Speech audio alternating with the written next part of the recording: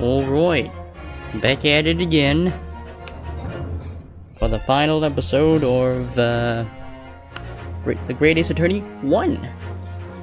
Of course, pretty sure there's more to go on this episode, considering that it seems that we might be going through, 2 parts of investigation, maybe 2 parts of the court trials, and maybe a bit more investigation after that.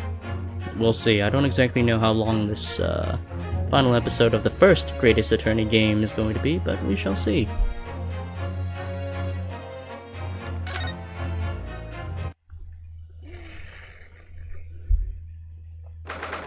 "15th of April, Baker Street."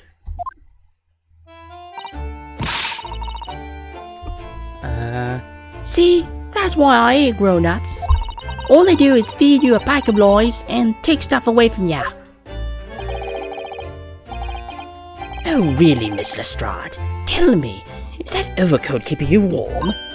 What? Oh my, surely you were given that.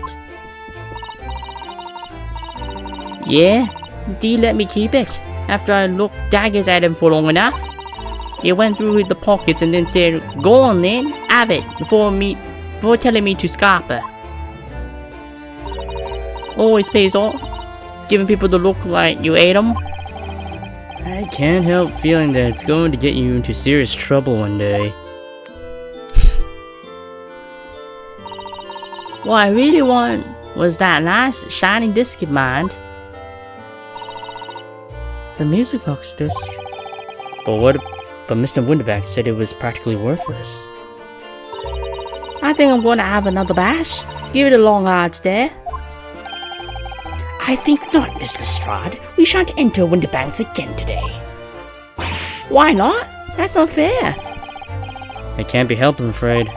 The police are investigating the scene now and taking a statement from Mr. Winterbank. But that is mine. I had the ticket for this coat, and it was in this coat's pocket. And there should be something else and all. That's what that wrong curve said, ain't it? Yes, he did mention something about another article, didn't he? Well then, that's mine too, whatever it is. Now she's really pushing her luck. Mrs. Lestrade, I think it's time to admit defeat. You've had your haul for the day. Yeah, it's all your fault, Sholmes. So what are your plans now? Will you dine with us this evening? Eh? Iris will be delighted to cook, I'm sure, and I might entertain you with a modest violin recital.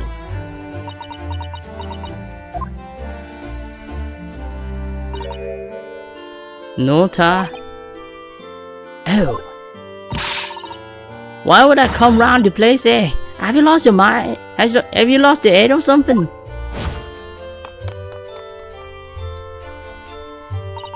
Oh dear, she's gone. Having reviled on me quite unnecessarily, I might add. I can't help wondering that perhaps she might turn up anyway. Interesting. When she's had a chance to calm down, I think there's a good chance she'll decide to come. Very well then. I'll inform Iris to set a place for our potential guests at the dinner table this evening. And one more thing. I should be glad of your company later too. Sorry? I believe I will have a rather splendid surprise to show you. Oh, how exciting. What is it? You shall have to wait and see, Mrs. Sato. Until later then.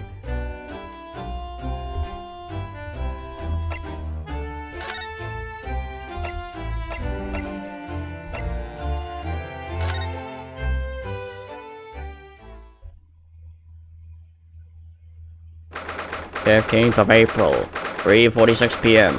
Sholmes' suite." Ah, Susie and Bruno. Come in, come in. Good afternoon, Iris. Thank you so much for breakfast this morning. Oh, don't mention it. Goodness, look at the time already. Busy as always? I am. I'm preparing everything for dinner this evening. Already? You're obviously cooking something special, are you? Oh yes, after all, we have a special guest joining us. Guess who it is? Go on. You'll never guess. Look at those little eyes of hers. Shining. Oh dear, it is awkward when you already know the answer, isn't it? It's Ginny! Isn't that exciting? Oh, What a surprise! Yes, that's wonderful news. wow. Iris seems overjoyed at the idea. I can't wait to learn some pickpocketing tips from a real professional. Oh yes, that does sound like fun. I'm not sure that's entirely appropriate. Are you, Mr. Naruhodo? By the way, Iris, what's Mr. Sholmes up to? Really? Oh, he's been like that ever since he got back. Hello, Mr. Sholmes? I bet that you won't speak to me. Sorry? I don't know who you are, but kindly take your leave. As you can see, I'm not here. I don't know how to respond to that. I do apologize. When he gets like this, he's completely oblivious to everything. Yes, I see. Really? He behaves like a child sometimes. Hell, he does. Mr. Sholmes and Iris have something of a parent and child relationship, don't they? Yes, except that Iris is clearly the parent here. Come to think of it. I wonder where her real parents are. What's the matter, Bruno? You have such a funny look on your face. Oh, no, it's nothing. I know what it is. Why does this girl live here with Mr. Sholmes? You're wondering. Am I right? How? How did you? Oh, Bruno, I can read you like a book. Ugh, this girl is dangerous. Don't worry, you can ask me anything. I won't mind.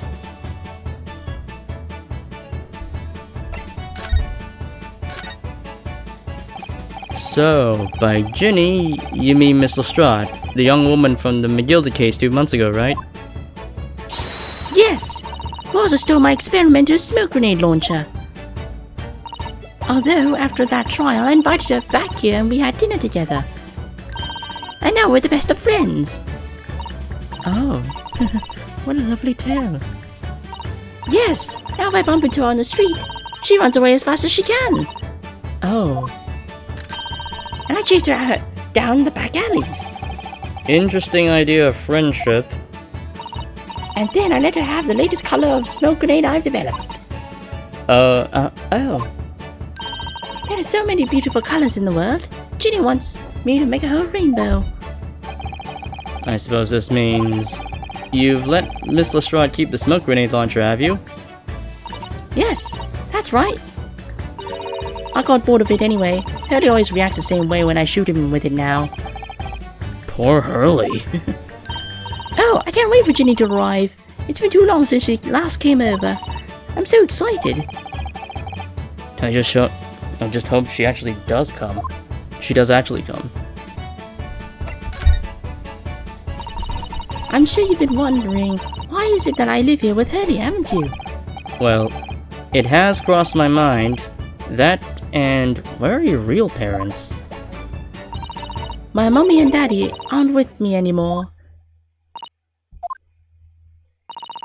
Mommy passed away when I was born, and around the same time, my father, well, he had to go to a faraway land because of one of the cases he and Hurley were working on. Oh shit, it's the victim from the first case. Yeah, the guy who got... the guy who died from poisoning, and then he got shot. Oh, wait a minute. Did you just say he and Hurley? Yes. Daddy and Hurley were always solving mysterious cases together. She didn't mention that before. He wrote them all up in his diaries. That's what's in the metal chest over there. Really? He recorded them all. So, you mean it's true? Mr. Sholmes really did have a partner with whom he tackled some of his most taxing cases? Oh Oh yes, I mean, it's always nice to have one, isn't it? So Mr. Sholmes' partner was your father? Exactly. Hurley told me I wasn't allowed to look in the chest, but that only made me want to look even more, so I opened it up. And found your father's memoirs. Yes, so I asked Hurley, who wrote these? He nearly fell off his chair. But then he told me, that's when I found out that the author of all those accounts was my father. So Iris's father was Mr. Sholmes' partner.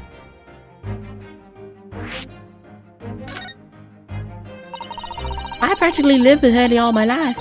I was tiny when he took me in.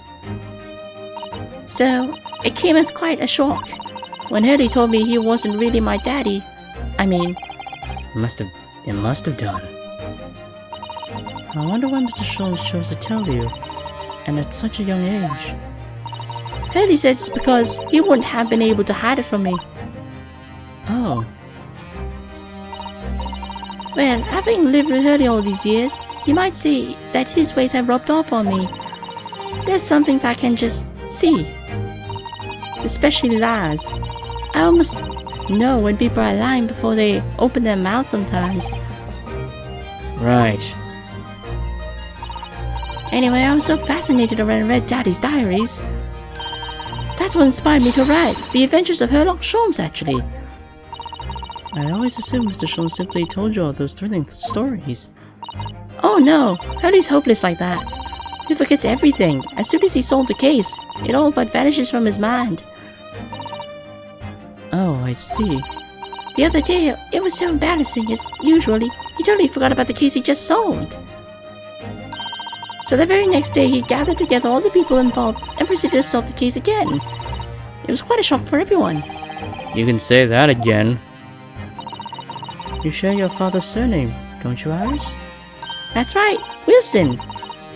Daddy is Dr. John H. Wilson. I learned from his diaries that he's a doctor of medicine, you see. That's what prompted me to study so that I could earn a doctorate as well. Iris's father, who went to some distant land.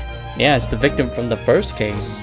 The guy who got murdered by one of his students, who also happens to be from the British Empire.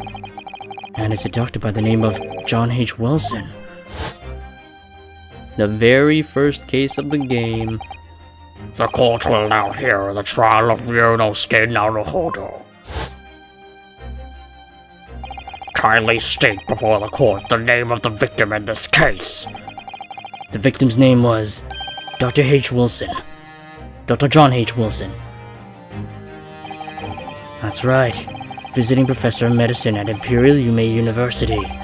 And the man who, in the most bizarre of circumstances, lost his life just before we left Japan. Mr. Sato. Yes? Perhaps we shouldn't pursue this conversation any further at this time. I think that would be for the best. Ah, my dear fellows, how good to see you. Eesh, Mr. Sholmes. Why ever did you not make your presence known to me before? Well, no matter now. So, how the devil are you? We've been with you for most of the day. Goodness, really?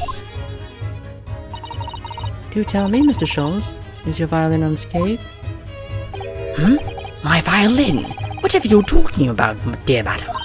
Oh, Never mind that now. I have something far more interesting to show you. Behold, my dear fellows. oh, another music box disc. No, not another disc, Miss Susato. This is the one that Gregson demanded we hand over as evidence. Mr. McGillicuddy's disc. Oh my. Then, what's it doing here? You know, at times, Mr. Naruhodo, I think that though I have an undeniable turn for detection, I may well even be more adept at larceny. Oh, that would be wonderfully exciting. I'd be your pickpocketing assistant. And Runo could be our go-to lawyer if we ever got caught. Right. Plus, Susie has such beautiful handwriting. She could write all of our menacing crime notifications. Yes, I'd be delighted. I'm just going to pretend this conversation never happened, I think.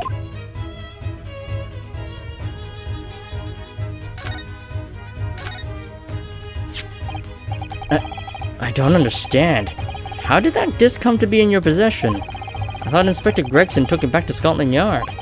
Quite correct. And that sort of uncompromising attitude is precisely why I always carry some of this. That's a bar of caramel, Mr. Sholmes. Your one and only friend in the times of loneliness, if I'm not mistaken. If you will humor me, my dear fellows, cast your minds back to when the good detective confiscated the disc.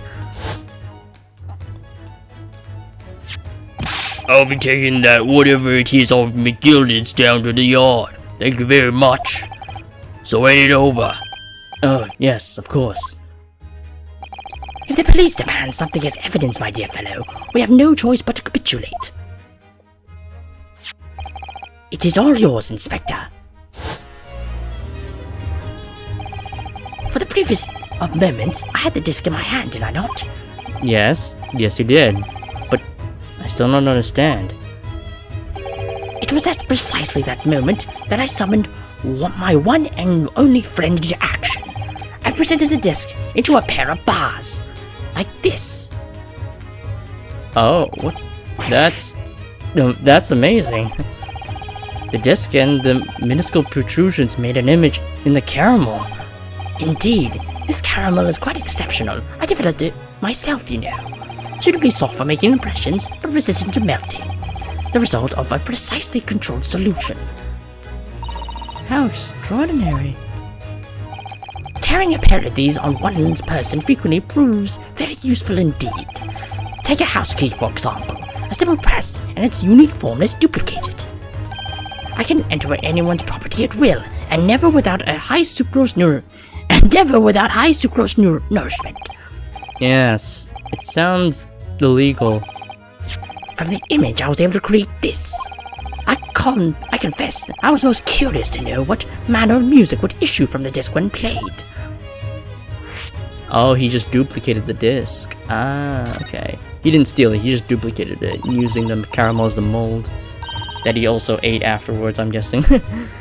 Do tell us then, Mr. Sholmes, what music does the disc play? Well, unfortunately, I have no idea. No idea? None whatsoever. Are you familiar with the workings of a music box, my dear fellows? No, I'm afraid not. Goodness, you don't know, Runo?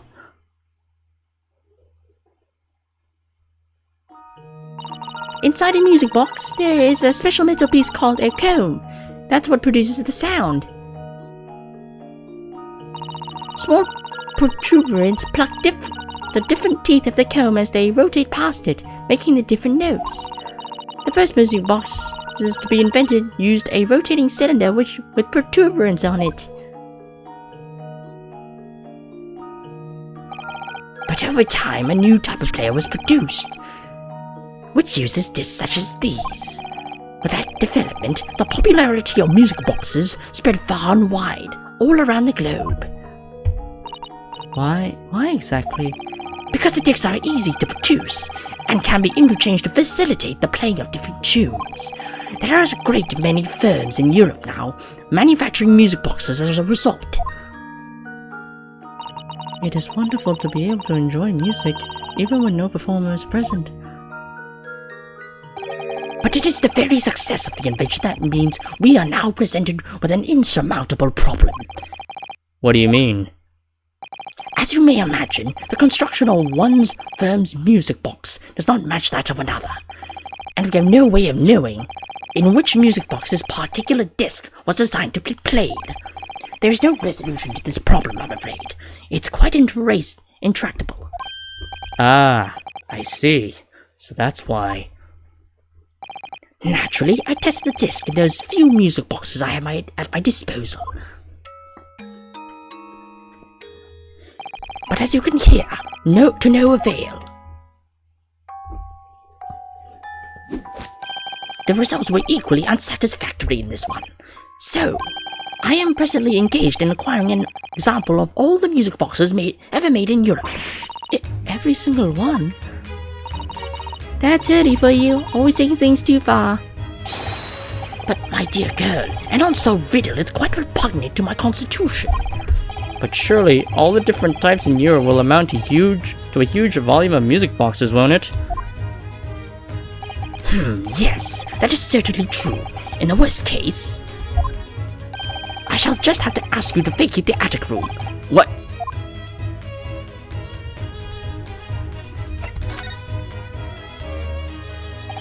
Magnus McGilded. Not a name I expected to hear again so soon.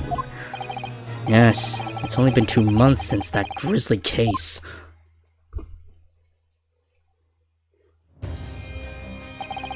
Mr. McGill had perished within hours of the trial's conclusion.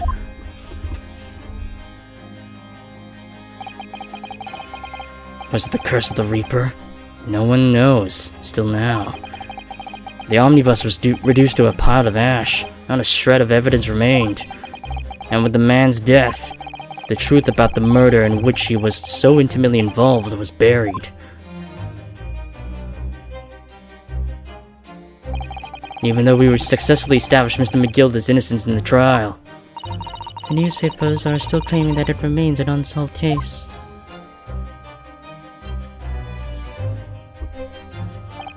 The murder of the brickmaker, Mr. Thrice-Fired Mason.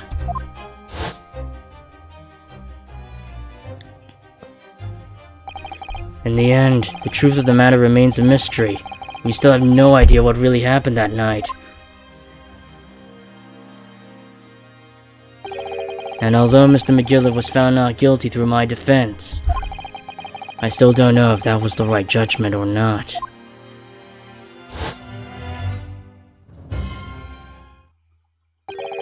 It would appear the case is not yet closed.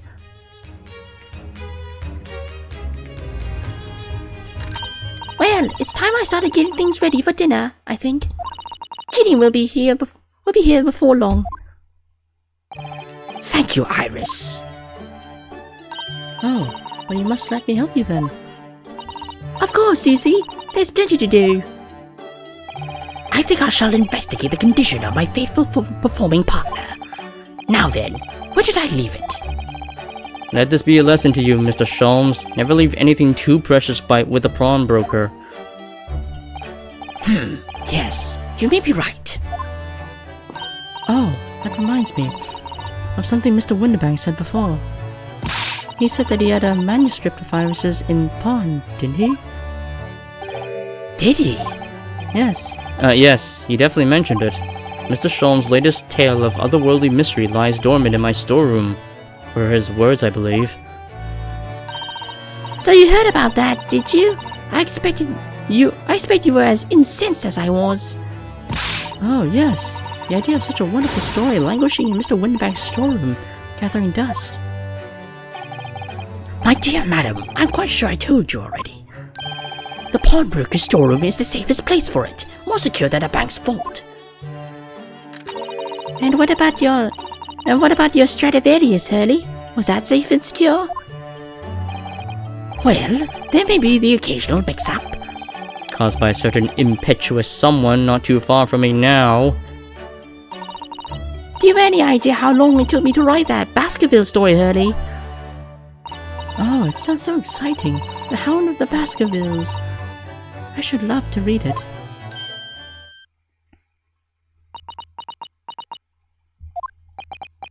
Why do they look shocked? Ah! What's going on here? Why does it feel like an icy chill just swept through this room? Susie, what did you just say? You said The Hound of the Baskervilles? But how could you know the full title? Well, that's because Mr. Sato is such a great fan of all the stories about Mr. Sholmes, of course. But Bruno, the Hound of the Baskervilles, has never been published. What? When I showed Hurley the manuscript, he told me that I wasn't allowed to publish it yet. I don't understand. That's why he said that he'd keep it safe.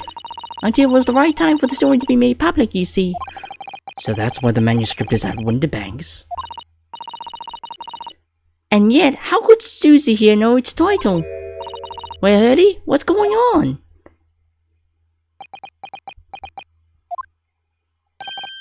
Ah, What is it, Mr. Sholmes? it would appear our guest has arrived. Oh, there she is. Mrs. Strahd.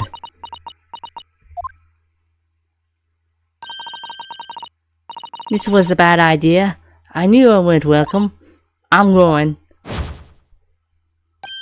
No, wait, Mrs. Strahd.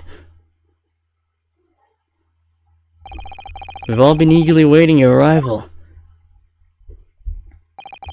Haven't we, Iris?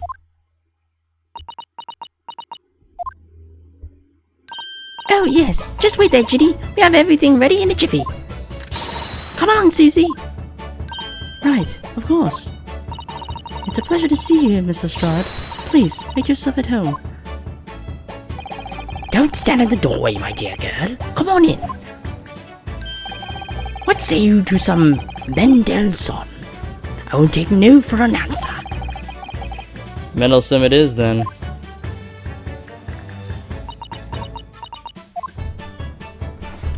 Oh, here's the cat.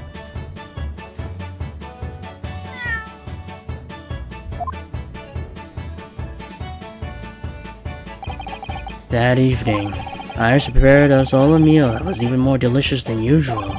Mr. Sholmes' violin performance was in no way meddlesome, and Gina, as we come to call her, taught us all how to steal things from one another without being noticed.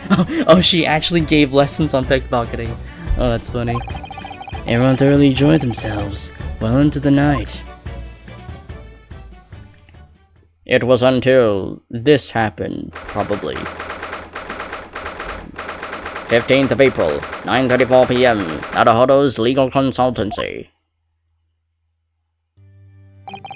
That was a very enjoyable evening, wasn't it? Oh yes, Iris's cooking was truly divine. And I feel as though I can still hear the enchanting strains of Mr. Sholmes' violin even now. Best of all, I believe I can steal the glasses from his lordship's face next time we're in court.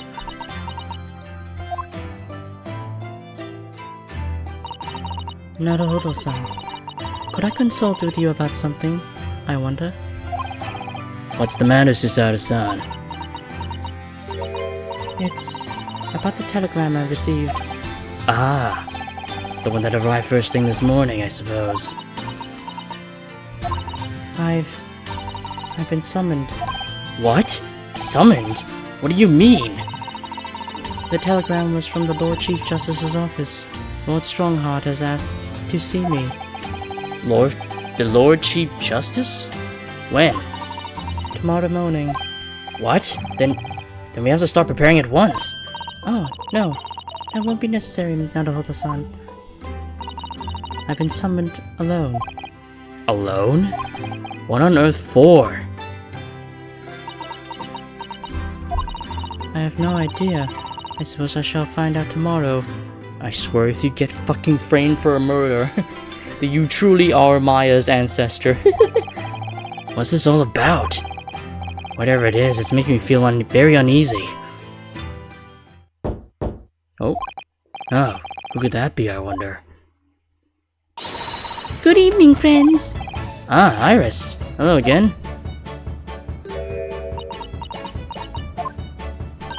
And Gina too. Yes, Ginny's gonna stay with us tonight. She's going to sleep in with me. Isn't that right, Ginny? Well, yeah. How lovely. Let me make a pot of tea.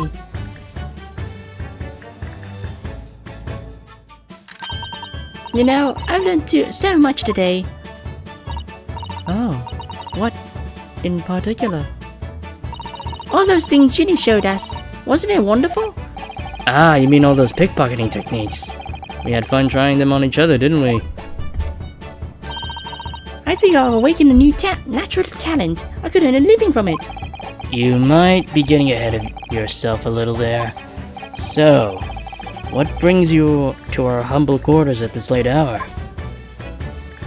Well, you see, I came to return this. Wait, what? That's mine. Oh my, however did you... She pickpocketed off him. I told you, didn't I? I have a natural talent for it. Oh yes, I've forgotten. Iris literally is a child genius. So anyway, yeah, you can have it back. Not that I really understand why you wear it though. Ah, thank you. Alright then, good night. Yes, good night.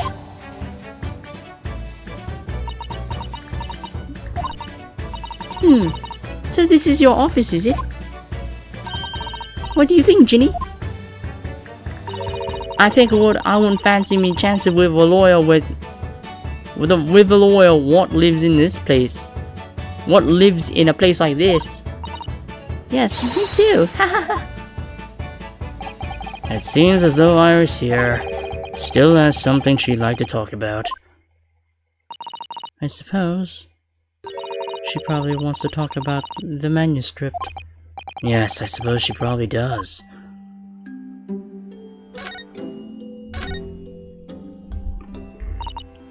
Iris, I suppose you're hoping to talk about the manuscript, aren't you? Aren't you going to tell me?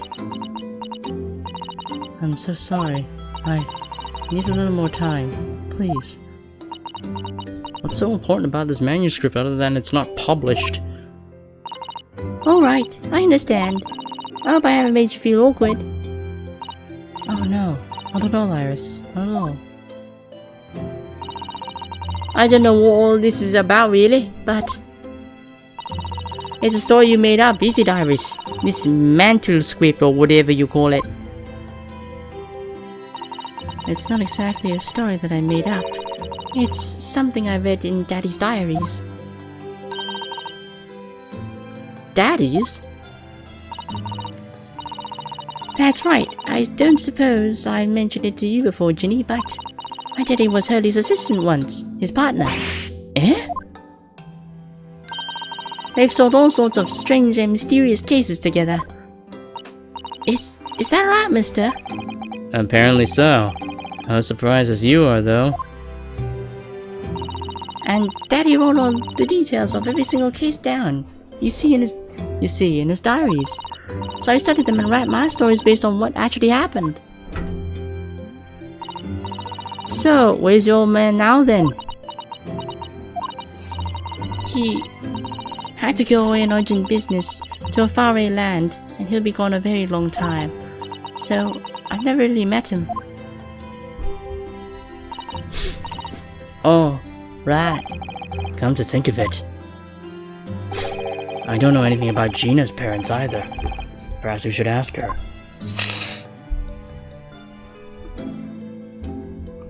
But first, the Hound of the Baskervilles.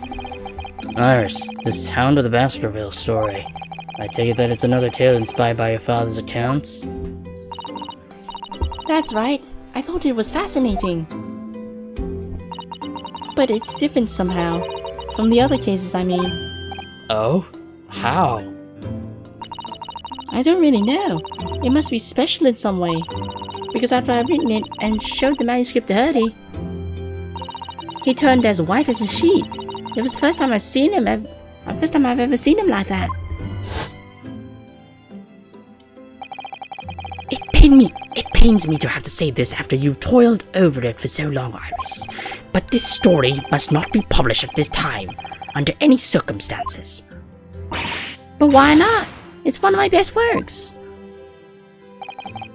I'm not at liberty to say, not now. So please, do not ask me. Alright then, I won't.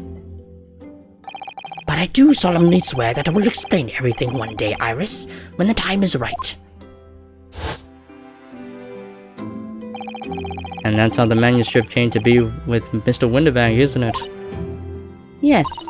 Hurley said it had to be somewhere very safe. That really gets my goat, that does. He's treating you like a child. I mean, it's mean. It's what it is. It's mean is what it, that's what it is. Keeping secrets like that. I'm sure Mr. Sholmes isn't trying to be mean. Eh? If he said he wasn't at liberty to talk about it, I'm sure there must have been a very good reason. I think so too. You lot are too trusting for your own good. But you can't pull the wool over my eyes. Sholmes is lying to Iris. I bet my life on it. What? Hurley's lying to me.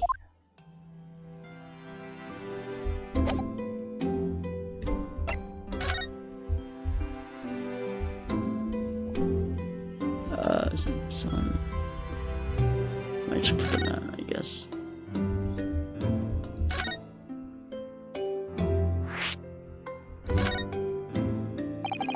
I've realized that I don't know anything about your parents, Gina.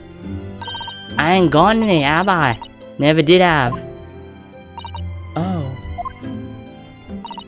Look, the East End's full of orphans like me. No one wants nothing to do with us. From the minute we were born, not even our mums. Oof, East Side's not that great, it seems. But we all stick together. The older ones look after the little ones and make sure they get by. So that's why you're a pickpocket. Nah, diamond's my life. I love it.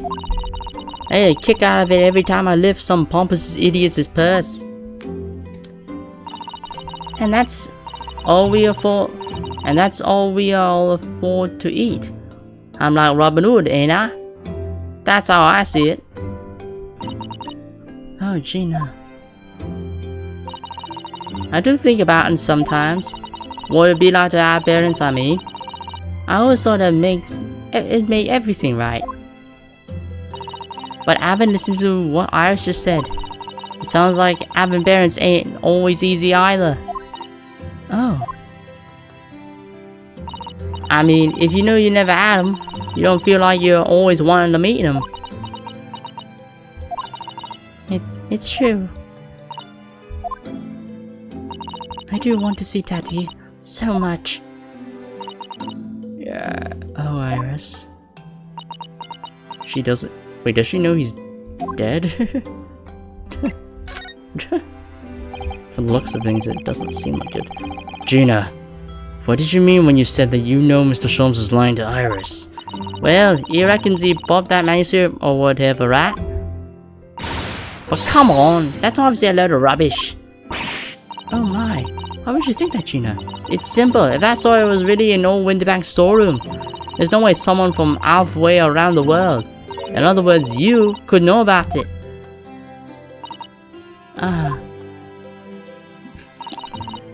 Sorry, Iris, but if you ask me about he did it without telling you.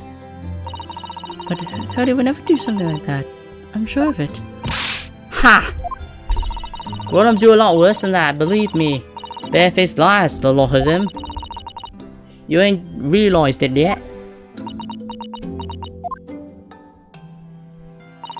I'm telling ya, that mental script ain't at Winterbank's.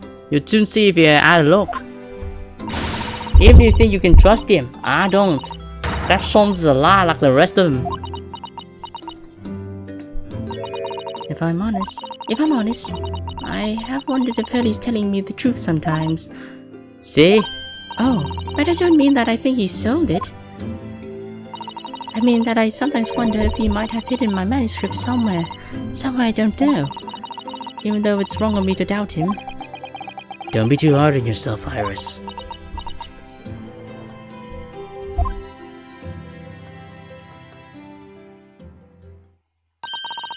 Oh my goodness, look at the time. Come along, Ginny, we should go back downstairs. Yeah, alright. And please, don't mention any of this to Hurley, will you? No, of course not.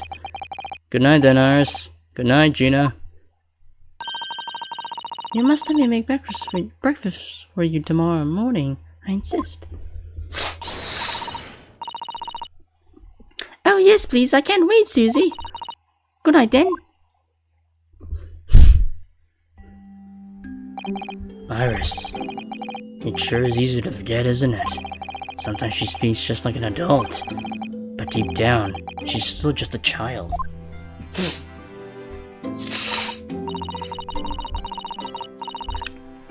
Well, I think it's time that I turned in for the night too, now to hold the sun.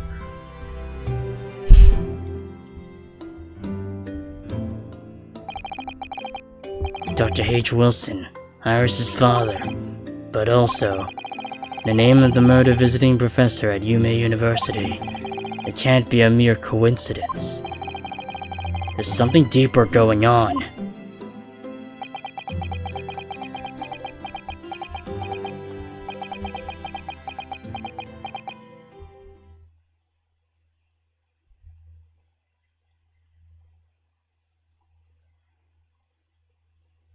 Mr. Naruto. Mr. Naruto. That voice, that's Mr. Sholmes. What's going on? It's the middle of the night. It's Mrs. Strahd. She's gone. Gina? She was supposed to be sleeping in Iris's room, but her bed is empty. Well, she's an independent young woman. She probably decided to go home, no? I think not. From speaking to her before she retired, I received the distinct impression that she was looking forward to breakfasting with Miss Usato. No, I don't believe the girl has gone home, but I've been waiting for over an hour now.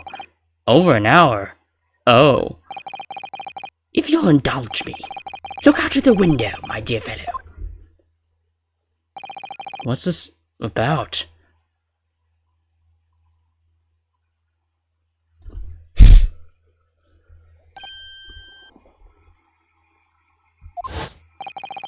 Wait a minute. Why is there a light at this time of night?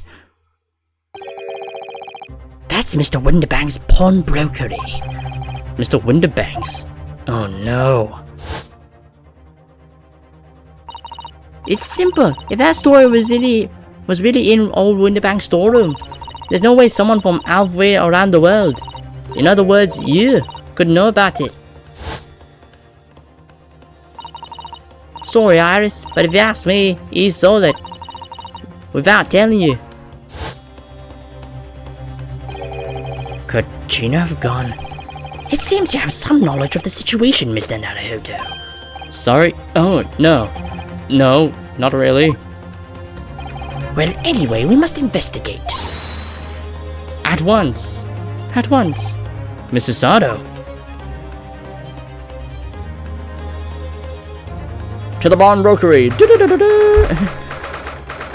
16th of April, 1:14 a.m. Baker Street.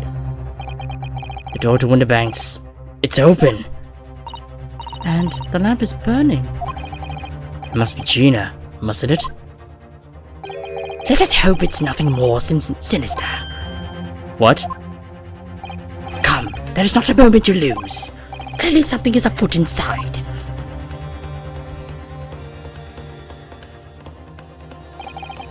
There's no one here. Oh yes, there is. Oh shit. Ah! Mr. Sholmes! Mr. Sholmes! Oh, did he get— oh shit, he actually got shot?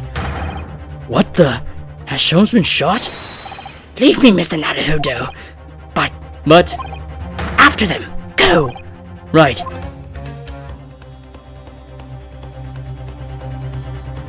We gotta go after them. Blast! I've lost them. Hello, hello? Why are we here? The alarm was just raised from this pawnbroker, sir. Would you know something about that? Officer, come with me. It's my friend, Mr. Sholmes. He's been shot. Shot? With the policeman close behind me, I ran back to Windibanks.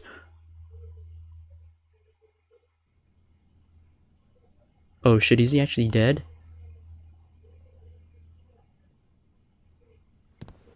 Oh, cutscene. Mr. Sholmes! Mr. Narado, How bad is it? Never mind me, but there's much at stake. Behind that door. In the storeroom. Hurry!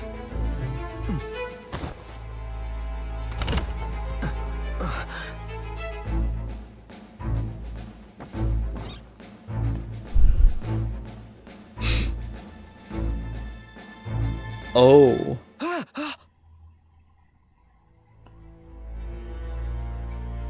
That's Windibank. Oh shit, she's gonna get framed for murder. Looks like we are defending Gina in court. Oh man, that was actually a pretty short segment.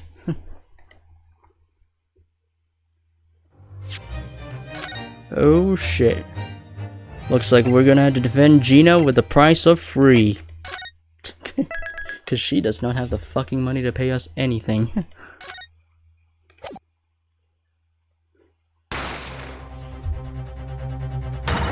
Ah!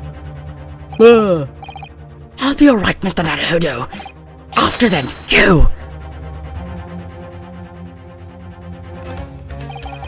Behind that door, in the storeroom. Hurry!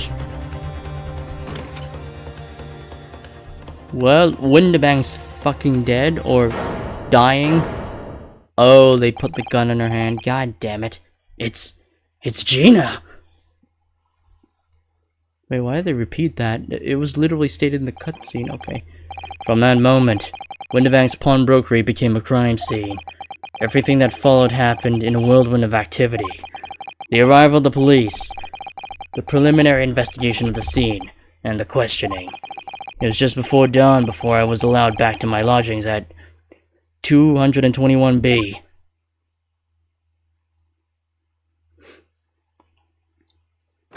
Safety the people. 6:21 a.m. Naruhodo's legal consultancy. Oh, Iris. A telegram came, but all it said was, wait at home. Oh, yes. We asked one of the policemen to have it sent. It was simply impossible to come back. When I woke up, I was all alone. Hetty and Ginny were gone. Everyone was gone. What happened, Runo? Poor Iris. She's trembling. She's obviously trying very hard not to let herself get too worried. I'll explain everything that I know. Something awful has happened, hasn't it? Yes, I'm afraid so.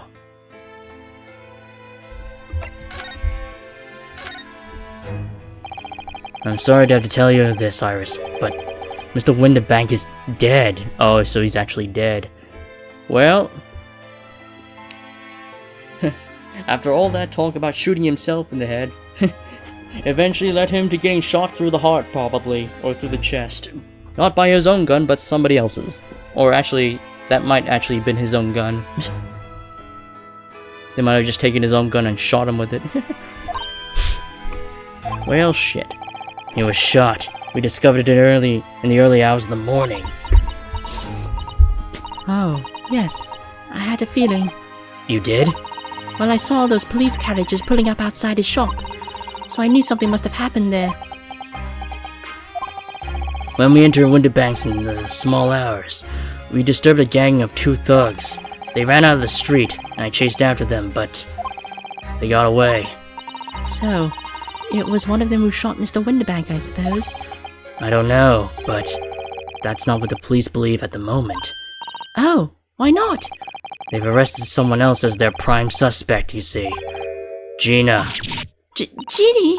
But why? Well, the thing is... No! Ginny wouldn't do something like that. I know. None of us think she did it. Then why have they arrested her? I'm sorry. There was nothing I could do. But first, let's talk about Sholmes' situation. So where's Hurley then? Is he still there investigating the scene? He really ought to have some breakfast. It's not good for him to miss meals. He's currently in the hospital. I don't want you to worry, Iris, but I have some news about Mr. Sholmes. He was taken to hospital this morning. What? Well, when we entered Winterbanks, a gun was fired and he took a bullet. Hurley was shot? No. It's alright. His life isn't in danger. Really? Are you sure? Where is he? Which hospital? He's at St. Sinner's. They're tending to him there. I must see him at once. I'm sorry, Iris, but you can't. Why not? That's not fair. I'm a family member. I should be allowed. No, I mean, nobody can see him at the moment. He's not allowed any visitors. They're preparing to operate, you see. To operate? Yeah, to get the bullet out and to probably stitch his wounds back together.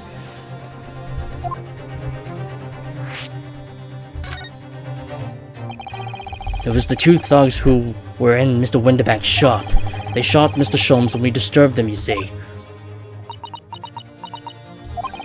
It was pitch black inside the shop at the time. My mind went totally blank, I'm afraid. I just froze. After them! Go! After that, I ran out into the street, but, well, they were long gone. I shouldn't have hesitated. I'm so sorry. It's my fault. I let them get away. I think that's a very good thing. Sorry? Well, if you've seen which way they went and chased after them, They would have just killed me. Yeah. you might have been shot as well, Runo. Yeah, it was literally two of them, possible, two of them heavily armed probably, and if I followed them, I would have gone killed. Or kidnapped, or both. On top of everything else, I couldn't bear that. Oh, Iris.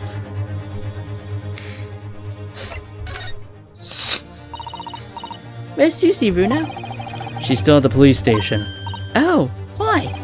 I expect she's still being questioned. The police said they won't be finished for a while. Why aren't you there then? Well, I didn't get a good look at the criminals anyway, so they weren't questioning me for long. And Mrs. Sada stayed behind at the scene to tend to Mr. Sholmes, so they didn't get started until later.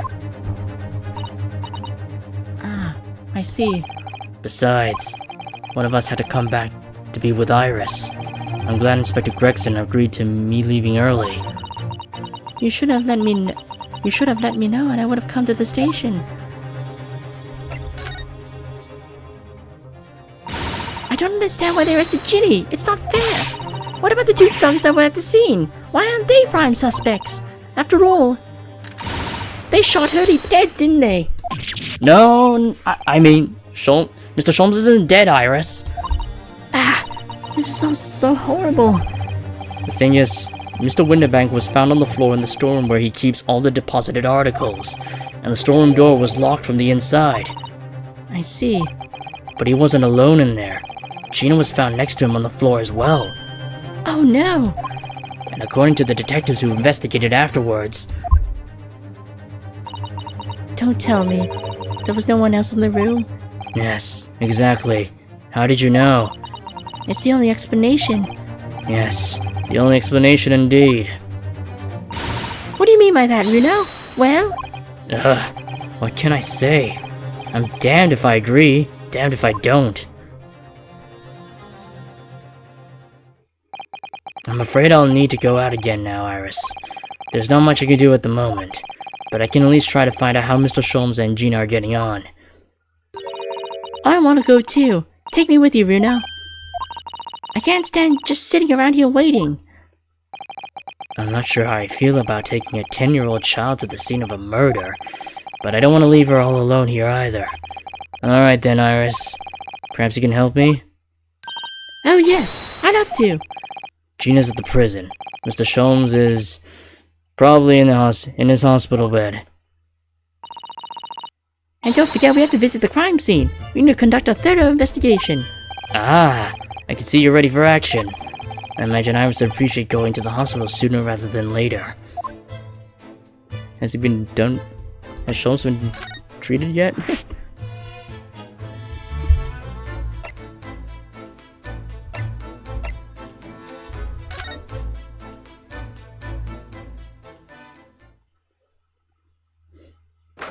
16th of April. St. Sinners Hospital. Ward 3. Hurley! Oh, He's gone? he's not here. No. That's strange. The nurse definitely said he was in bed by the window, didn't she? Oh, I know what's probably happened. Hurley was being a big baby, and the bullet wound wasn't that bad at all, so he's been sent home. I'm not so sure about that. Baby or not. There's no question that it was a fairly serious injury that Mr. Sholmes suffered. Oh. Hello, what up here? This ward is off limits. No visiting. So what are you doing here there? Well, I'll have you know, we're Hurley's next of kin. Eh? Oh. Well, beg your no pardon then, ma'am, sir. A little lady and a curious Eastern gentleman. A great mysterious mystery solver as a mysterious family, eh? Oh, a little lady and a curious Eastern gentleman. A great mystery solver as a mysterious family, eh? If that's how you see us, sure. Where is he, Constable? Where's Hurley? I believe he's currently in the operating theater, ma'am, undergoing an extensive operation. Extensive? It has been several hours since he went in. Oh dear, is he going to be alright? Well, it doesn't appear to be working, you see. The anesthetic, that is. Oh, I have heard a report that the gentleman claims he may have had a bit too much drink last night. Coffee, that is. Oh. Oh, they gotta wait for the caffeine to wear off. Anyway, I think it will be fair to assume that he won't be back here for several hours yet. I see. Thank you, Constable. Perhaps we should leave and come back later. oh, poor Hurley. Yikes. All that caffeine's interfering with the anesthetics.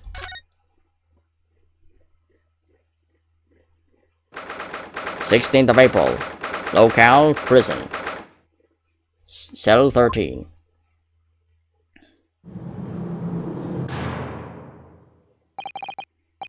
Hello, Gina. What the? They let you keep that here?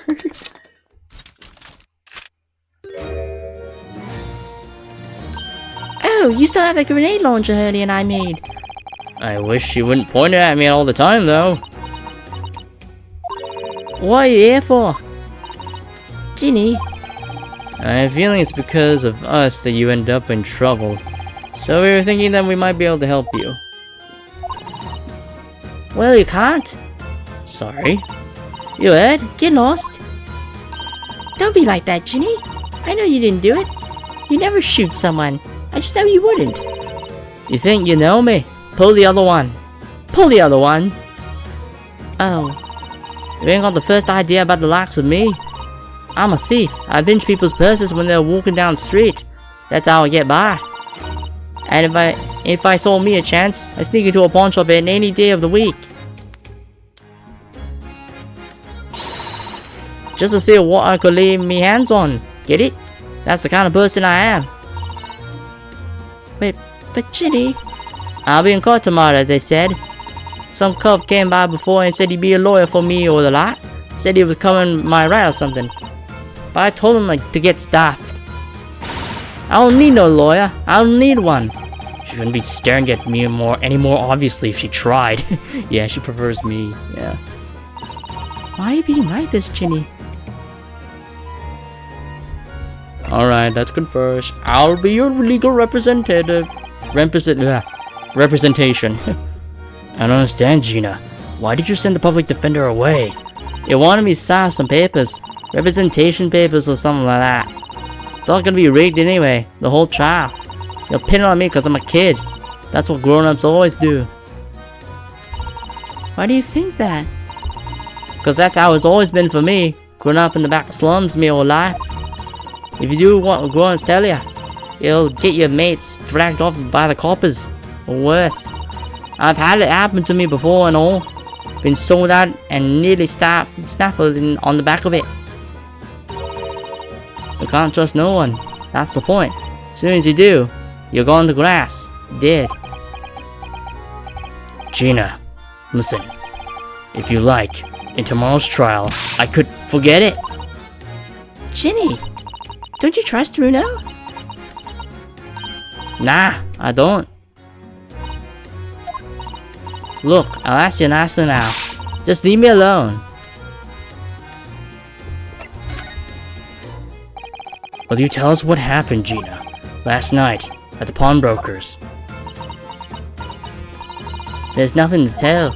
I figured they'd pay me, so I broke into the place and started going through the storeroom. But the old bloke walked in on me and you know the rest. But why, Ginny? Why would you do that? Ain't it obvious? The place is full of stuff I could sell for a shilling or two. Diving ain't easy, you know. It's a lot of work. And half the time you don't even get nothing. Is that really why you broke into the place? What? Are you sure the true reason wasn't something else?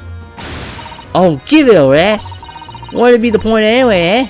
Nothing I could say would make a blind bit of a difference. Please tell us, Ginny. We believe you, whatever it is. Believe me, don't be daft. You can't believe nothing. Everyone tells lies all the time. And you know what? When it comes to lies, I'm the biggest of the lot. I've told some unforgivable lies, I have. What? What do you mean by that? What are unforgivable lies?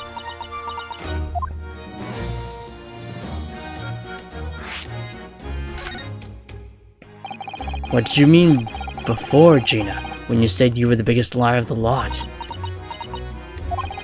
Why don't you tell us what these unforgivable lies you told are? Maybe we can help. Sorry, we're out of time. They're gonna want to question me now. Ginny, please. Oh, yeah. Oh, I wanted to give you this. Something to remember me by. A picture of a cat? A photographic print of a really adorable cat. I found it in one of the pockets of this coat. Ain't no point in me having it. I wonder what a little photograph like that was doing in a pocket of that overcoat. Anyway, don't bother coming again. Bye. Oh, Ginny. The white cat photograph has been entered into the court record.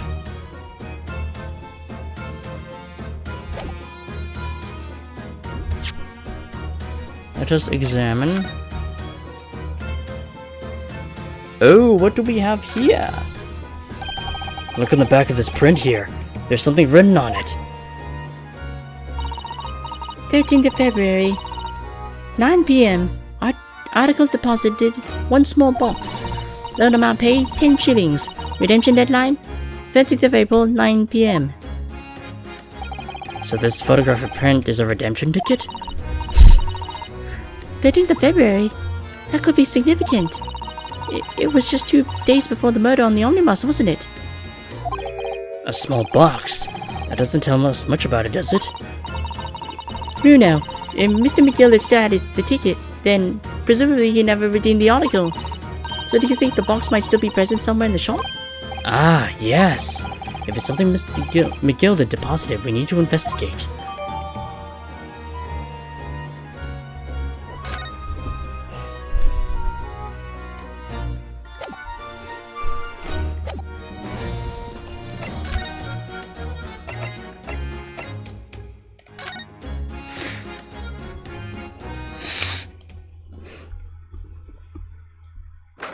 Sixteenth of April, Windibanks Pawnbrokery.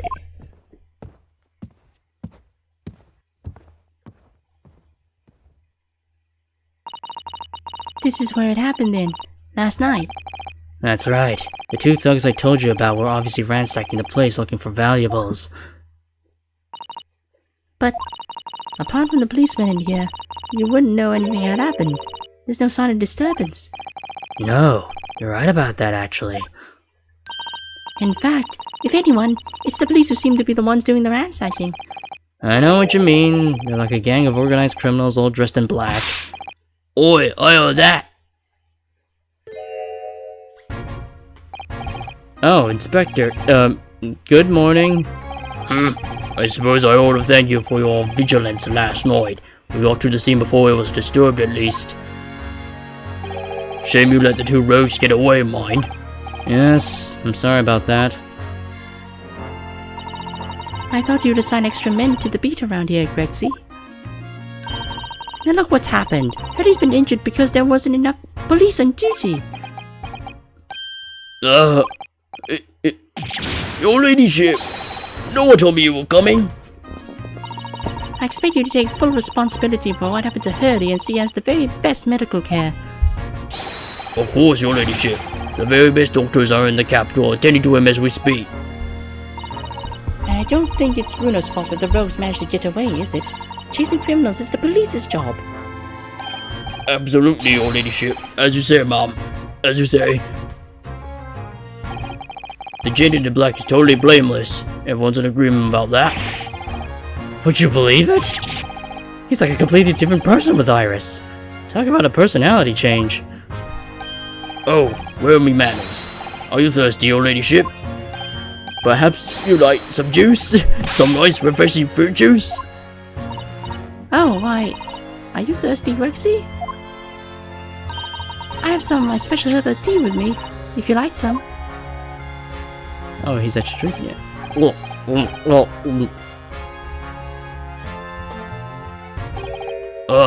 Lovely. Ta, very much. I really hit the spot, your ladyship. I don't even recognize him like this.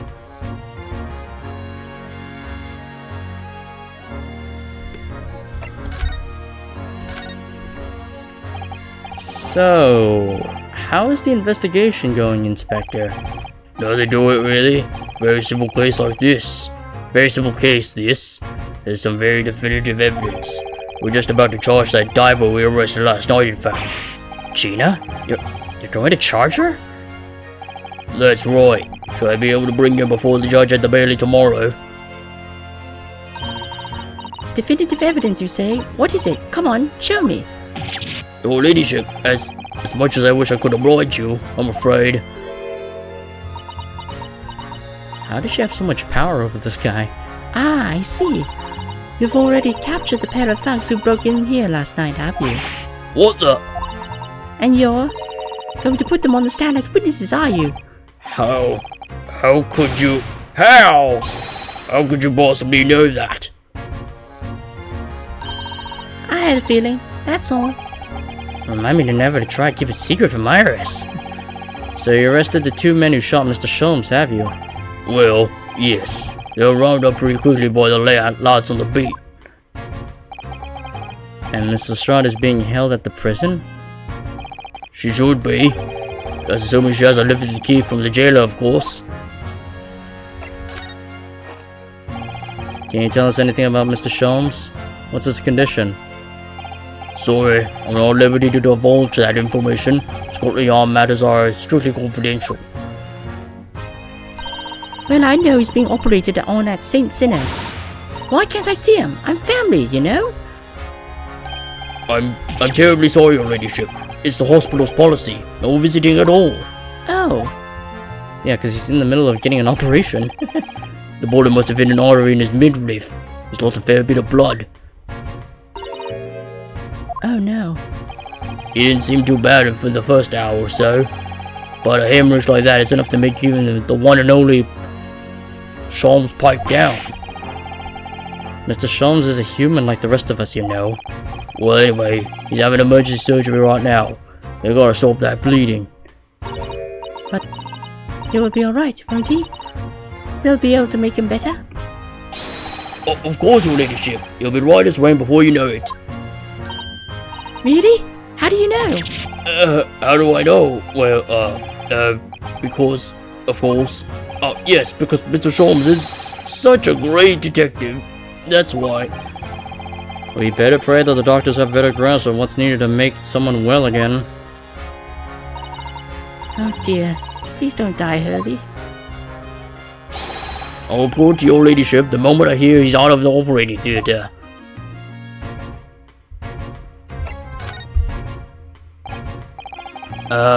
I couldn't help noticing, Inspector. What? Out with it, sunshine. Well, there seems to be a marked difference between the way you talk to me and Iris. What's the source, Sonny? I'm a pauper, and we don't go in for favoritism. But he's right. You do treat us differently.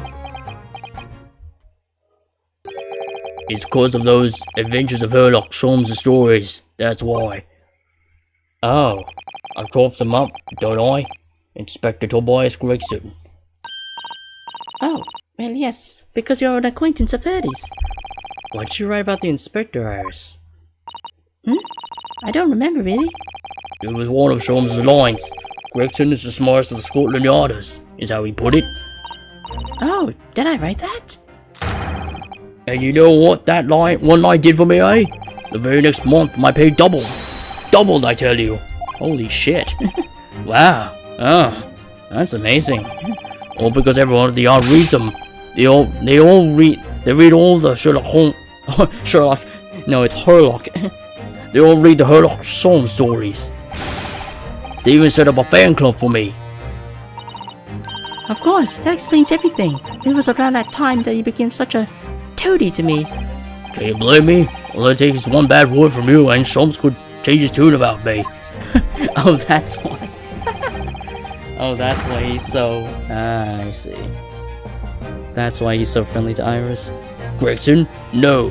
The great detective will say he's getting quite overrated these days. Look what would happen to my cellar if that came out in the print, eh? The whole thing gives me the willies. I can't tell you how many nights of sleep I've lost to worry about it. But that will never happen, Gregsy. Every month when the new Rants magazine comes out, my hands are trembling as I turn the pages. Well, there goes to show that reputation is everything in Britain. Holy shit. Especially with the class system. With what we saw with with the last case. With fuck, what was his name again? It was David Garrideb. David Garrideb, yeah, they gave a Garrideb case, yeah. Oh, how awful for you. Here, have some of my tea to settle your nerves. Whoa.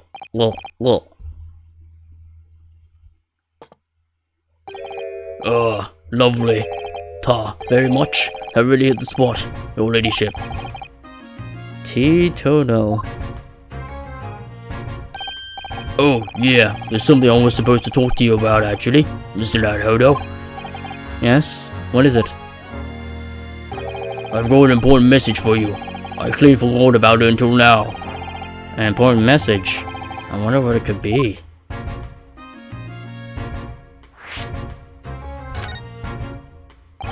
Are you going to tell me what this important message is then, Inspector? Yeah, it's about that young lady who's normally by your side, your assistant. Dear Susie, is she alright? She's at the station, isn't she? Being questioned, I believed. Nope, not anymore. She had to head off. Head off? Where? To Lord Strongheart's office, of course. He's summoned her. Ah, yes, of course, I've forgotten about that. One of the whipstocks took her there in a yard carriage after we'd finished questioning her. But she's asked to tell you she didn't have the fare for the return journey and to go and meet her there. She's got a nerve. She's got a nerve. You think Scotland Yard is a blooming messaging service? I see. Well, thank you for passing that on, Inspector. Why did Susie have to go see Lord Chief Justice? She didn't tell me. But I better head over to the Lord Chief Justice's office to fetch her straight away.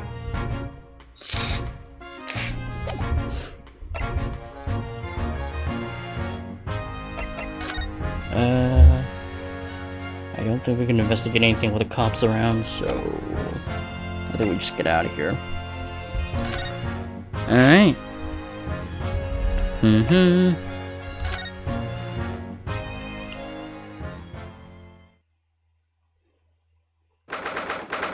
"16th of April, British Supreme Court, Lord Chief Justice. His office. Yes. No matter how many times I come here, I always get the same sense of oppressiveness somehow. Do you think the place is oppressive? I think it's normal. How so? I mean, look at that suit of armor over there. You can't take that seriously, can you? Maybe the thing is the same about you. So everything is clear with regard to tomorrow's arrangements, I trust. Yes. Thank you very much. There they are, Susato-san and Lord Strongheart. I wonder what they're talking about. They both look very serious. Very good. There is nothing further to discuss. You may return to your lodgings. No doubt you have much to do in preparation for your return to your homeland. Oh. She's going back. Wait, what did he just say? You'll return to your homeland? Susato-san!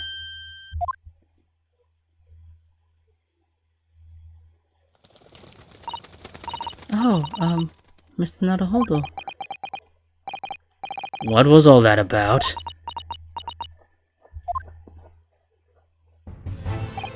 Ah, Mr. Naruhodo. Thank you for coming to collect your calling. What's all this about? What's this all about?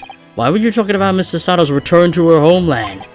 And tomorrow?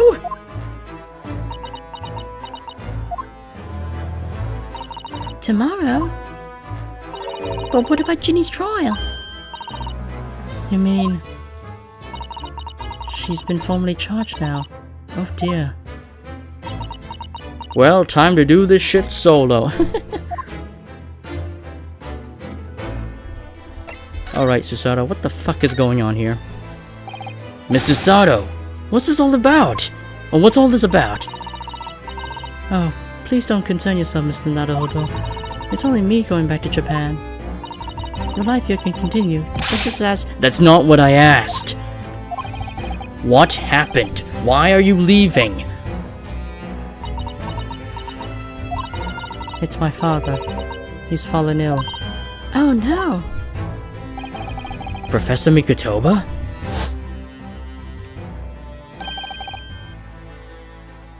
Oh fuck, what was his voice? I think I just gave him the judge's voice, didn't I? I think I did? If I may, Yes, sorry? you must be the defendant, Ryonosuke Naruhodo, I believe. Yes, that's right. My name is Eugene Mikotoba. I am a professor of forensic medicine at Yume University.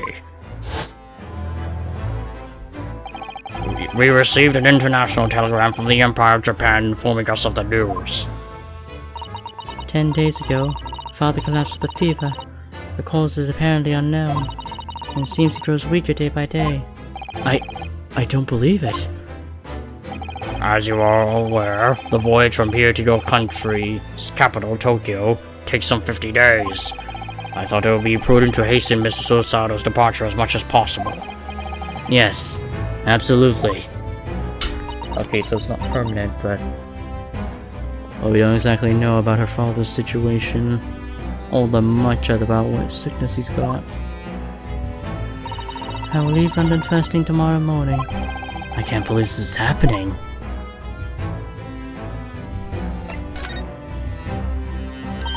So Gina's been charged. She'll have to appear in court?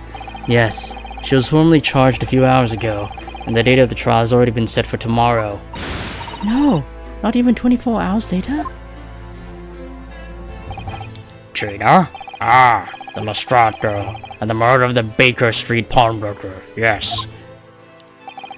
An all too conspicuous case. The pickpocket was clearly disturbed mid-robbery and shot the man in panic. No, the art is overstretched as it is, without wasting time on these open and shut cases. It's not wasting time. Ginny would never do something like that. Mr. Naruhodo, Oh, yes, Lord Strongheart? in deference of your fine services to date, I shall overlook this young girl's insolence, but have no recollection of admitting a child into my office. Leave now. course, Lord Strongheart. Criminals will tell the most palpable lies in order to evade justice. The police can ill afford the time it takes to unravel their untruths. Meanwhile, more crimes are perpetrated. We have far more serious matters with which to contend. Serious matters? Didn't Gregson mention something like that yesterday? Yes, Inspector Gregson made a similar remark yesterday. It's no concern of yours, though I am sure I need not remind you of that.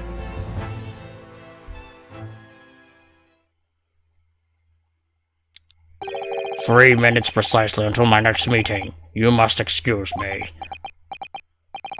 There's just one more thing, Lord Strongheart. Which is? It's Miss Lestrade's trial. I wonder if you might permit me to defend her. A timely suggestion. Sorry? Yeah, because she turned down every other person who tried to defend her. The girl currently has no representation. But that's not fair. Yes, she may be a pickpocket, but she still deserves a fair trial. Do not misunderstand me, young lady. The government provides for those too poor to afford representation with a public defender. The accused need only sign the relevant paperwork, and the defense barrister will be assigned to the case. However, the young girl in question has refused that right. Why would she do that? A question you would do well to direct at Miss Lestrade. Yeah, we were just with her not that long ago. She literally just told us why. Not that long ago. You'll find her at the local prison. Yes, thank you. Now then, it's time I was leaving. Good day to you. What a day.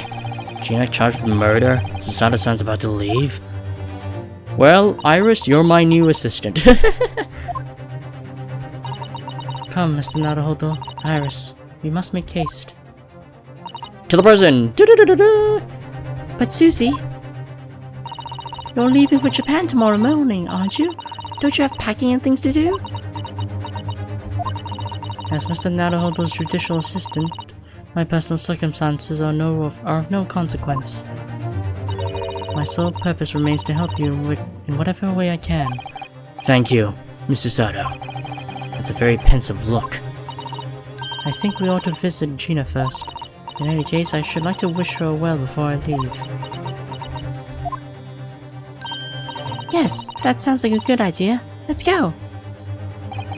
If I'm honest, this has completely thrown me off. I just have to do what I can, as a lawyer. Alright, going back to the prison.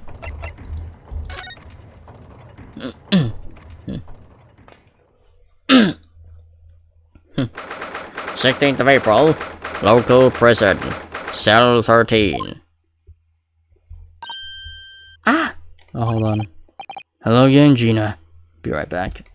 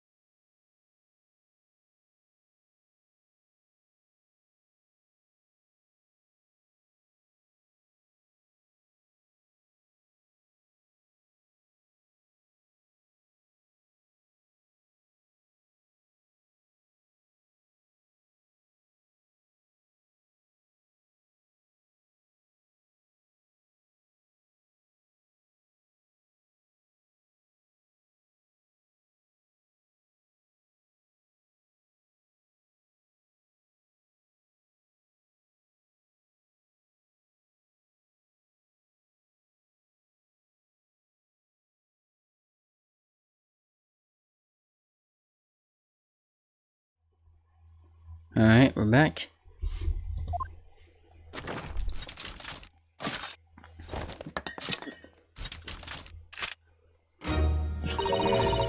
What are you lot here for now?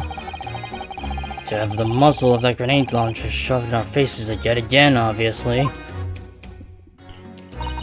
I think I need to improve the way you load the ammunition. Load ammunition into that thing, don't I? Look! You can come as many times as you like, but I ain't got nothing more to say to you.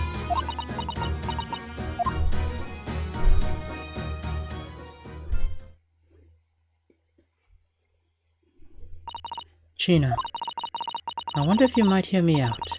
There's something I'd like to say. What? I'm sorry to say that I must reluctantly bid you farewell. Eh? Farewell? Tomorrow I must begin my journey back home to Japan. I fear we may never meet again. Oh, right.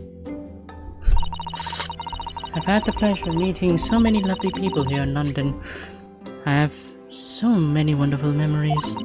And yet, as things stand now, there will be a glum parting indeed. Poor Iris is so miserable. Susie! Well, that ain't my business. Both Iris and Mr. Naruhodo believe you to be innocent, Gina. They've put their faith in you. But somehow, you can't find it in your heart to put your faith in them. Yeah, that's right, I can't. What of it? It grieves me to greatly have to say goodbye to my friends when they're so clearly unhappy. Because of you. What? It's my fault? Yes. So I have one final request, Gina. Before our paths never cross again. Right here and now, I want you to show both of them that you don't deserve the faith they've invested in you. Eh? Only by doing that, will you truly be as alone as you claim to be. What are you talking about? What'd you expect me to do, eh? You told us that everyone lies. So prove it by admitting one of your own untruths. What about what you said before, Ginny?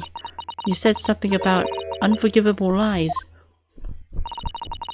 You must tell Mr. Naruhodo and Iris the truth now. That's my last request before I leave. My last request as a judicial assistant. No, I can't. Whatever these lies are, they're obviously weighing very heavily on Gina's mind. Gina, I could be wrong, but is it something to do with what happened 2 months ago? Something about that trial? The one which Magnus McGilded was acquitted. The case of that mysterious murder that took place inside the omnibus. You were called as a witness by the prosecution. Is that what this is about? Yeah, you're right. Because in that trial, I lied. I lied like you wouldn't believe. Will you tell us about it now?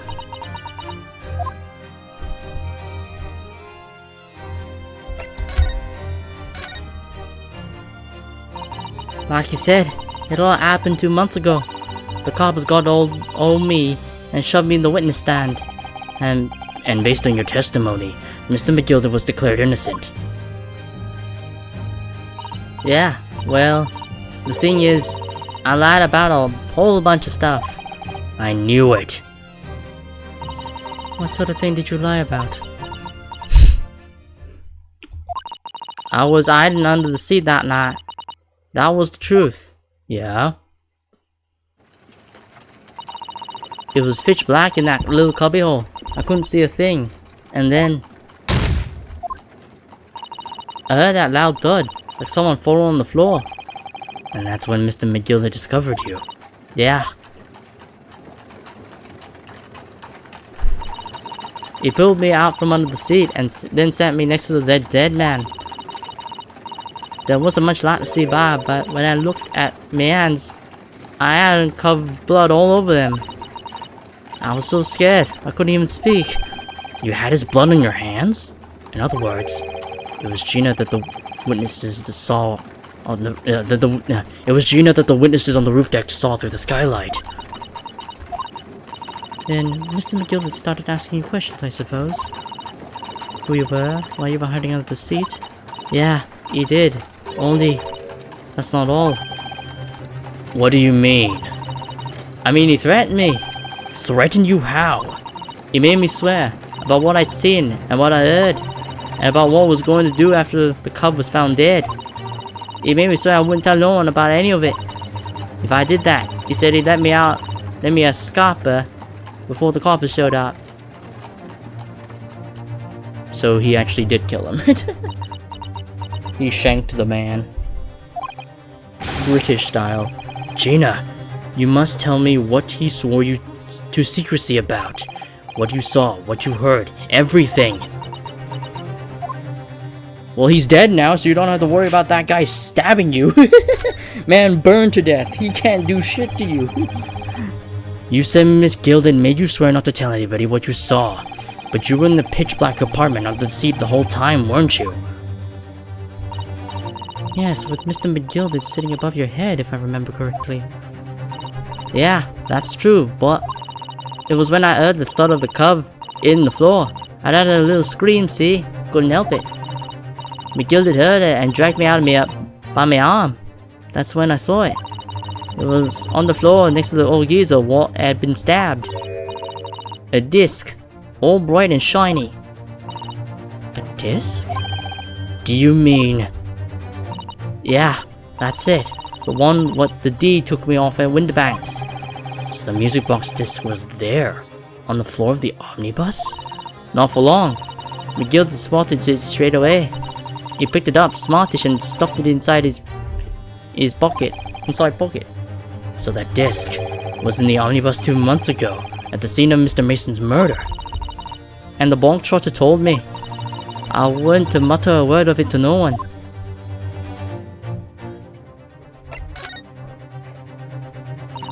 Because it was so dark under the seat in the cab. I was straining my ears the whole time. After a while, I heard that... It didn't get a ping? Oh, that's weird, because Hey Zane.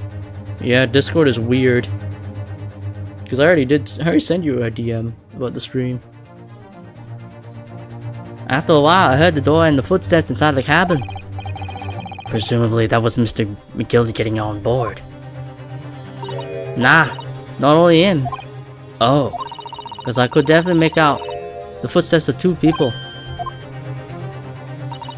In that case, it would seem likely that it was Mr. McGilded and the victim. Mr. Thrice-Fired Mason. In his testimony during the trial, Mr. McGilded claimed he slept during the carriage ride. But I'm quite sure he stabbed the fuck out of that guy. But whenever I'm in the carriage, I'm taken with a fierce tiredness and I always succumb to it. And your own testimony, Gina, supported this. All I could hear was the Irishman snoring. Yeah, that was exactly true. Neither of them was asleep. I could hear them talking the whole time, in low voices. What? What were they talking about?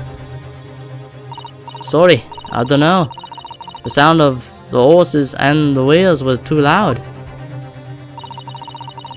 But that still tells us something. Mr. McGilded and the victim knew each other. So McGilded was lying as I suspected.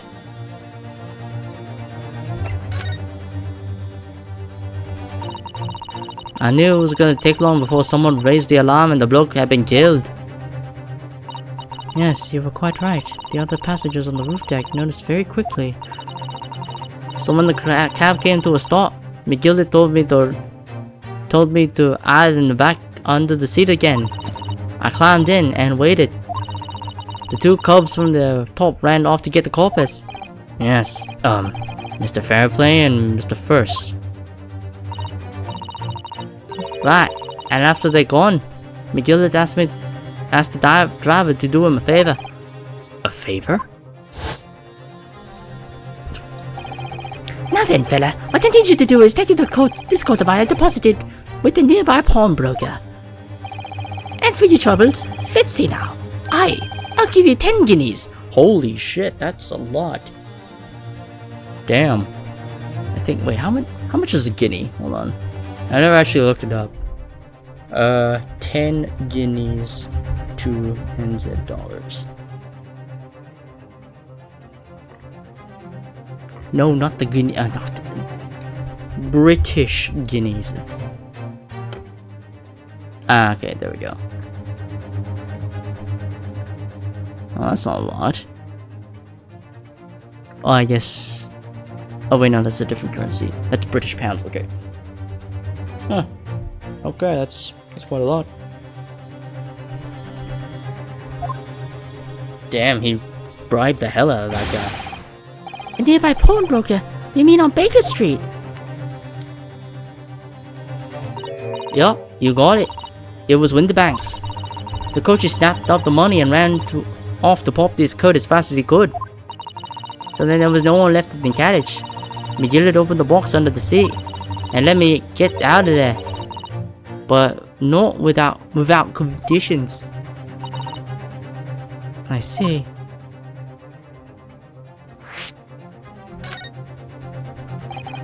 What were McGillard's conditions then? For letting you go free, I mean. Not telling a soul, not for anything, about what I saw and what I heard. And there was something else as well. There's more? Yeah. This is the most important thing, he said.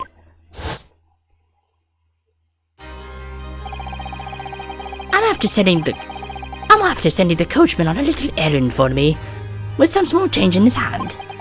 Now then, did you hear what I asked of him? Did you see anything at all? At all? You asked him to go pop your ways or what? Aye. The fiend's taken me overcoat to deposit it within a pawnbroker's hereabouts. And I want you, lass, to take the redemption ticket for it. Do you understand? What? You want me to have the ticket? That's right, and I'll come fetch it from you later. Sometime within the next 2 months. You have to hang on to it until then. Is that clear? And whatever you do, don't you lose it. Alright then. And in case I might happen to be delayed at all, you have to go to the pawn shop, Winterbanks, so it is. And you to extend the loan after the 2 months is up. If you forget, the article will be forfeited and any old fiend could come along and buy it. Eh? But I ain't got that kind of brass. Here's £5. That should be enough. Do we understand each other, lass? Don't try anything funny now. If you go against me. Yeah, I get it. Good. And one more thing. In a few days from now, you'll be visited by the police, I've no doubt. The coppers? Aye, they'll come asking you to take a stand in court to testify as a witness. So let's just have a wee chat about that, shall we? What is it that you might say? And what is it that you won't?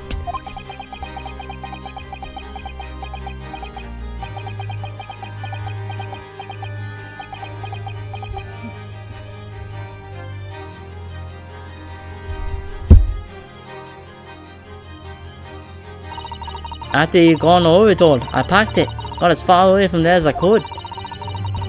Hid the pawnbroker's ticket in some bushes near the scene.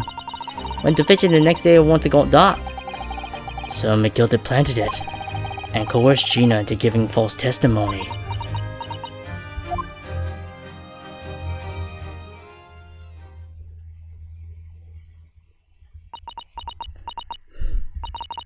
I bet you're ready to string me up, eh? I lied. In that big old courtroom, I told some corkers. The thing is, he said it would make it so we couldn't live in the far East End no more. In the East End no more. That's what he threatened me with. What a wicked man. He knew everything what went on in the back slums. He knew we had no one to look after us, and we was all just looking out for each other, getting by together. So you mean Mr. Gilder would have... In an heartbeat, you could have had a lot of us chased out of there if you wanted. And then And then where could we have gone, eh? Nowhere, that's where. So, I didn't have no choice. Thank you, Gina, for telling us everything. But, I'm for it now, eh? Go on, admit it. You must be livid. Well, you can make amends by doing me a simple favor. A favor? What? Sign the representation papers for tomorrow's trial. Eh? If you don't actually want me to represent you in court, you can just rip it up later. But we need that paperwork or we can't investigate. The police won't let us. Investigate what? The scene of the incident last night. Mr. Sholmes was shot, you see. You what? Daddy's having a big operation right now, Ginny. Is it bad? Is he gonna be alright? Someone's gonna be alright, right? That's why I want to investigate. For Mr. Sholmes' sake as much as anything. Right. So what you're saying is, if I sign that bit of paper, everyone's happy, is that it? Something like that. Mrs. Sato? Yes, of course. I have the representation papers here.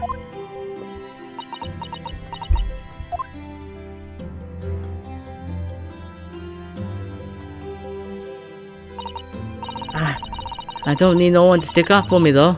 No lawyer or nothing.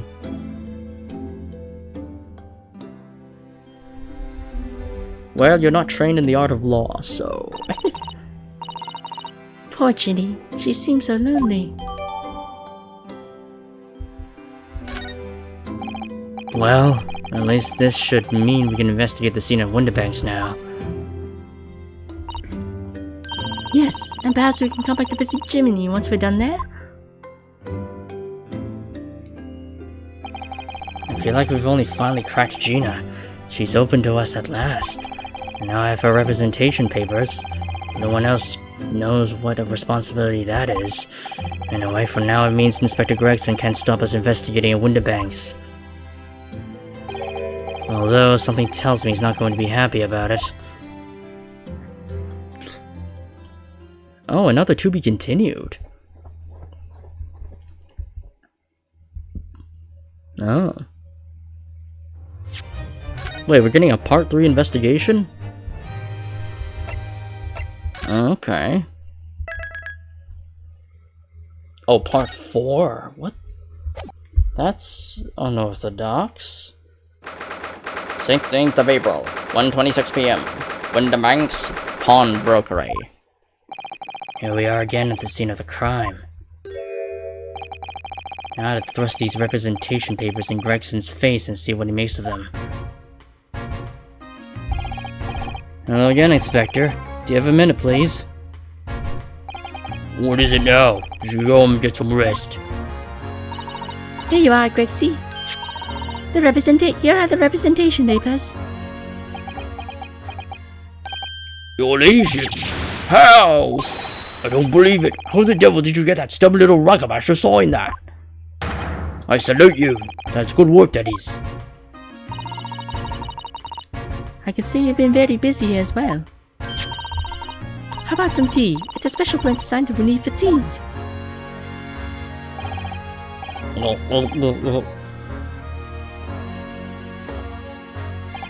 Oh, lovely. Well, let's see now. Yes, I hardly feel tired at all. I'm fit as a fiddle, your ladyship. Would it be alright if we investigate the scene of the crime, then? Do as you please. You know where it happened? Through that door behind the counter. Yes, the storeroom. That's where I discovered Mr. Winterbank and Gina. Right, well, I'll be getting back to business then. Will he be investigating in the storeroom as well, Inspector? If I'm perfectly honest, we need to wrap this up before long. Can't afford to spend too much time on it. But there are so many articles to go through, it's taking forever. Even with the lads working around the clock. Which is a problem, because there's another case the Yard needs to investigate urgently. That must be what Lord Strongheart meant by far more serious matters before. So what I'm saying is, don't get on my feet, sunshine. Come then, let us not waste any time.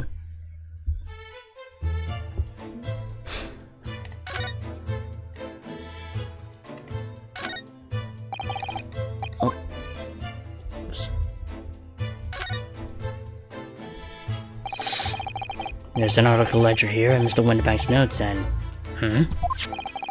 What's this? It looks as though someone has left a little photographic print behind. Oh, look at the back. There's some writing. Is there? Oh, show us. Ooh, show us, Susie. Show us. Yeah, it's the same. Oh my god. 15th of February, 10:30 p.m. Article deposited 1 gentleman's overcoat. Loan amount paid, £1. Redemption deadline, 15th of April, 10:30 p.m. A gentleman's overcoat pawned for £1? Clearly it was a fine coat. In fact, I think. Yes, this must be the ticket for the overcoat that Ginny redeemed yesterday. And is still wearing, which belonged to Mr. McGilded. I would have never expected the redemption ticket to be handwritten on the back of a photograph, though. It seems the Winterbank just used whatever piece of paper he happened to have on to hand. But this photograph of a cat looks very familiar, doesn't it? I'm sure I've seen this exact same picture somewhere else recently. Oh, yes, you're right. Very recently. It's the same as the one Ginny gave us earlier. Of course. I was forgetting that she gave us that print. Well, what are you waiting for then, Mr. Naruhodo? Get it out. Alright. Let the cogs turn. Yes, they are exactly the same.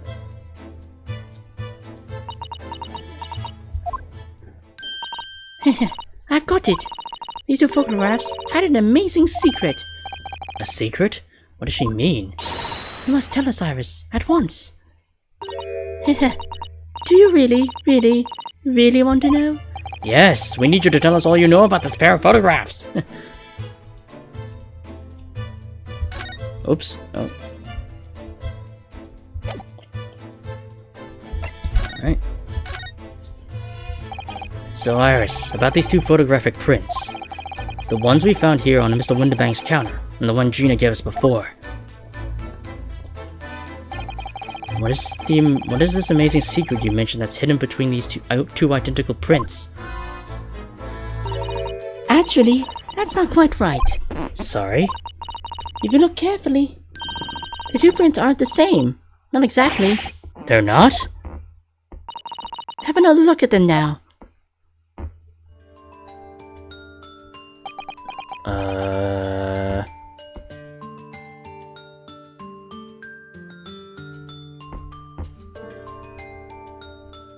What is different about it?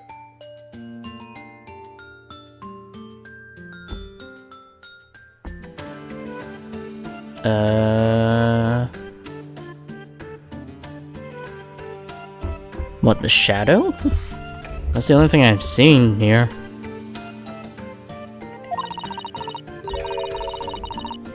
Can you see that they're just slightly different from each other? I think so? It's very subtle, though. But what's the reason for the subtle difference between the two prints? Ah, well, it's because they're a set, you see. No, I don't. It's better photographs. It's meant to be used in a stereoscope. Everyone in London is raving about them at the moment. Ah, a stereoscope. Why do I feel as though I've heard that word before recently? Oh, yes. That's what Mr. Sholmes showed us yesterday. You see? There it is, just over there. Ah, yes, of course. That magical machine that makes pictures look almost real enough to touch. Well, actually, it's quite possible to see the same depth in pictures even without one of those contraptions. What? Really? Do you know how a pair of flat photographic prints can appear to have any depth in the first place? No, I have no idea. Oh, wonderful! Oops. I'll be able to tell you. She's over the moon. Bless her. Should we let her explain, though? We really need to carry on the investigating the scene. I, for one, simply have to know.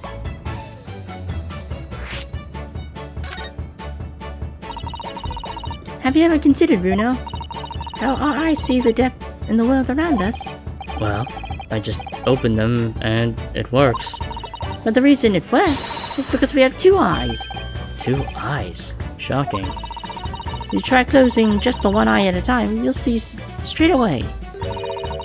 What you see with your left eye, and what you see with your right eye are ever so slightly different.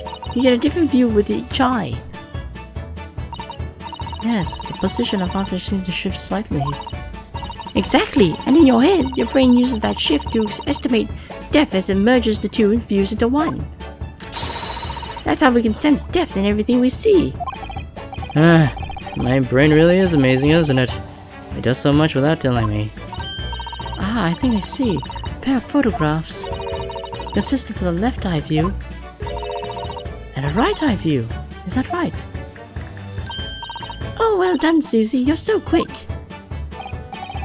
So if you can persuade your brain to merge the 2 pictures together in your head, you'll be able to see depth in these prints? Yes, Runo. You're beginning to understand. And a stereoscope's function is to act as your brain and allow you to do just that? Yes, but as long as you have 2 images, 2 eyes, and 1 brain, you can actually do it yourself without needing a stereoscope at all.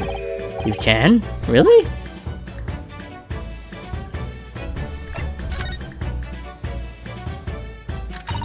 Let's try it. Let's see if you can view this pair of prints without the help of a stereoscope. Oh yes, I'm dying to have a go.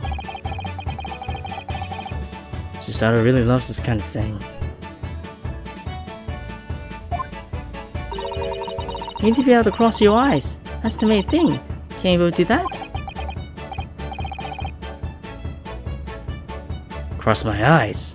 I think I can. Watch me. And see if you can copy.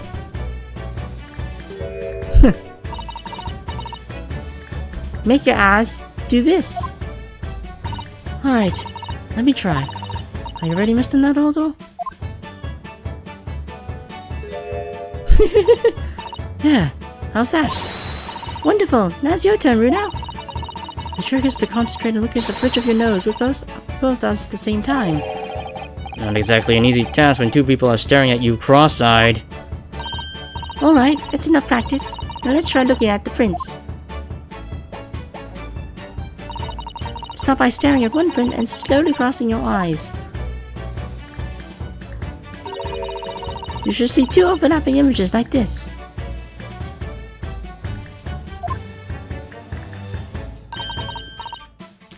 You try it now, Runo. I'm just gonna have to give it a try, I suppose.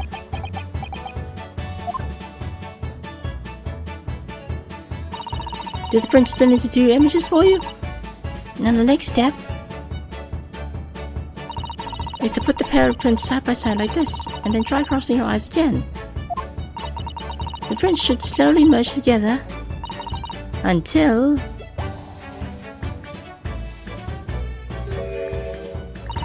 they form a new single image in the center. Oh yes! Mr. Naruto, it works. I can see it in the middle now. It looks so real. Oh, I could look at it all day. I wouldn't advise that. Your eyes might start to hurt. Your turn, Runo. Pretend you're looking through the 2 pictures and slowly cross your eyes. Keep adjusting the position of your eyes until the 2 images overlap exactly in the middle. Like this, is it? I'm trying to do it myself. Look at them. Yeah, it's not working.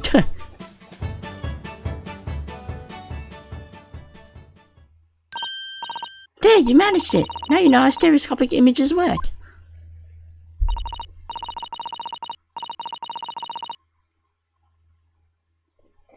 Well, I don't know who discovered it, but it really is quite extraordinary.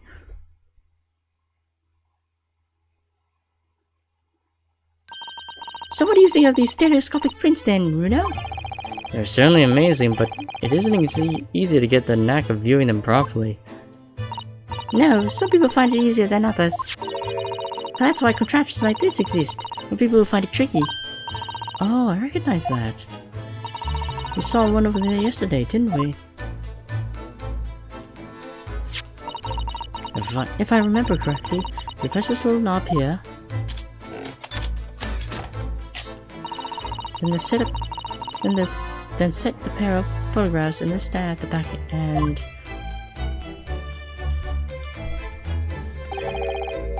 It's still amazing, even though I know roughly how it works now. well, London seems to agree with you. Stereoscopes are very popular at the moment. You can find one of these folding contraptions in lots of households in the capital currently. But these little machines are so affordable. Surely there's no need to go around staring cross-eyed at pictures like you hate them.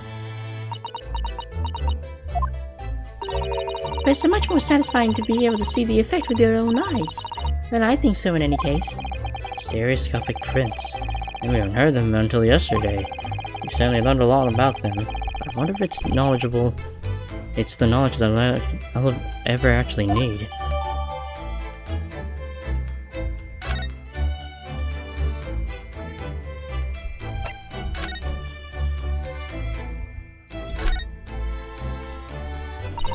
Behind that door is the storeroom, isn't it? That's what Grixie said.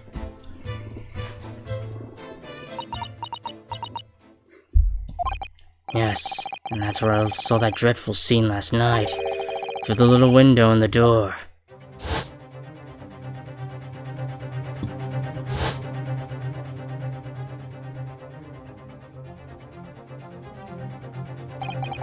Mr. Winterbank, face down on the floor, with Gina beside him. As the accused legal representative, you have the right to examine the scene, Mr. Naruhodo. We must make a thorough investigation. Yes, of course.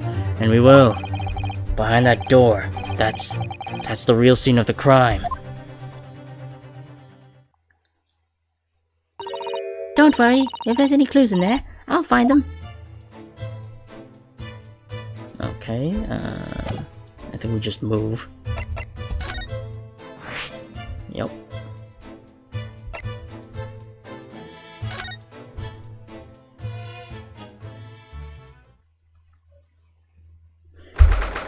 Second of April, Winterbank's storeroom. Poor Iris. She's clowned out completely. Iris is bound to find this difficult. After all, Mr. Winterbank's life was taken in this very room only last night.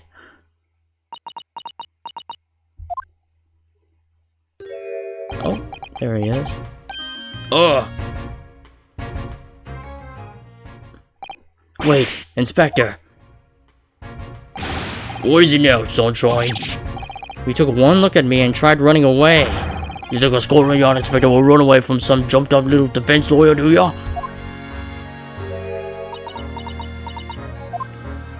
I've never seen her ladyship looking like that before, is the thing. I didn't know what to say to her.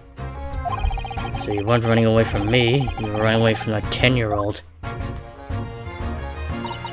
I'm afraid this is all a little much for young Iris.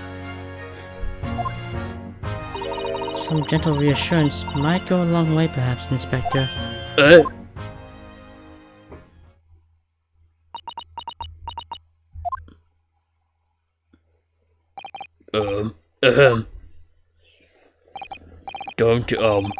Don't trouble yourself unduly, your ladyship. I mean, at least you're not dead, are you? Very reassuring. I don't think that went very well. Why? Look, I'm in the middle of an investigation here, Sunshine, and I told you not to get under my feet. And we have investigating to do ourselves. Yes. I'd like to hear more of what the socially inept inspector has to say. Oh, Hurley. And inquire into how Mr. Sholmes' operation is going.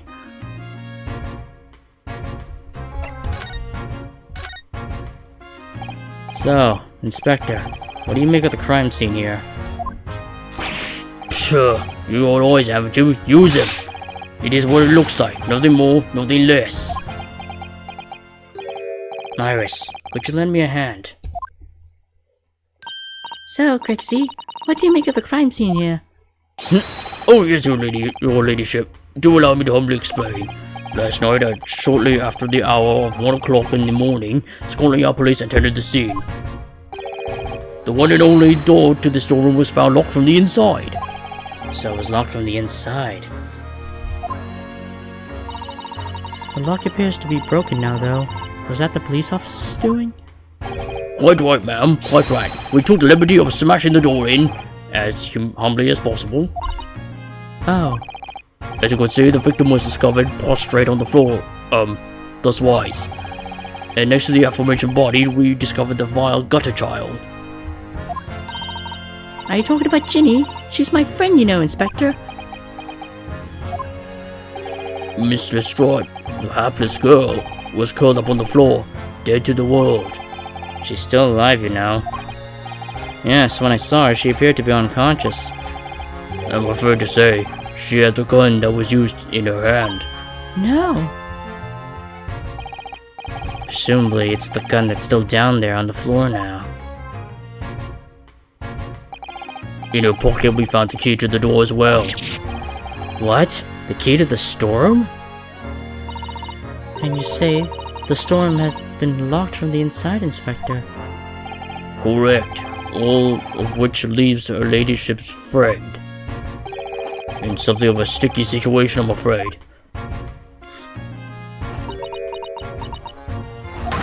Obviously, my personal opinion is that some sort of misunderstanding. Of course it is, Inspector. Of course it is.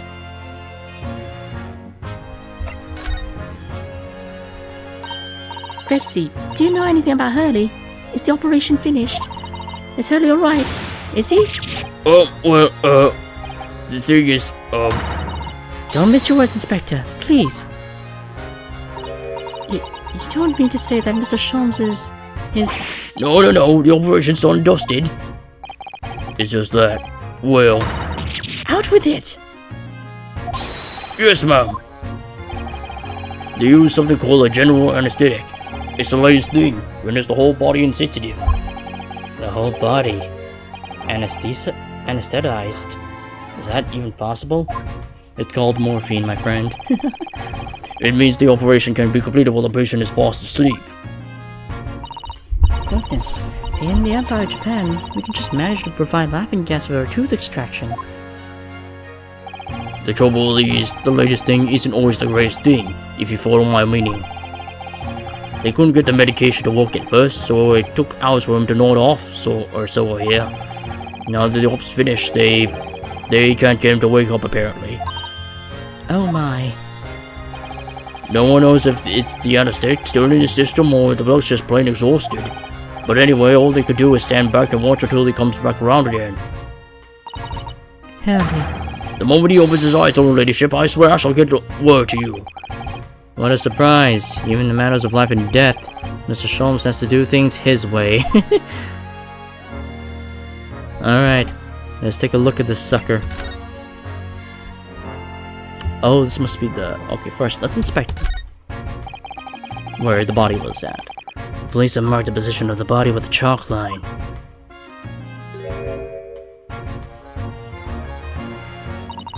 Poor Mr. Winterbank. He was a nice old man. Well, he was shot just once, through the heart. Damn, that was basically instant, man. Most likely the fellow died instantly. He wouldn't have felt the thing.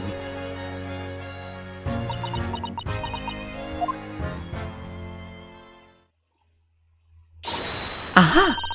I may be well able to help with that. What? It's not like a sight of blood to get the blood pumping, is there, Bruno?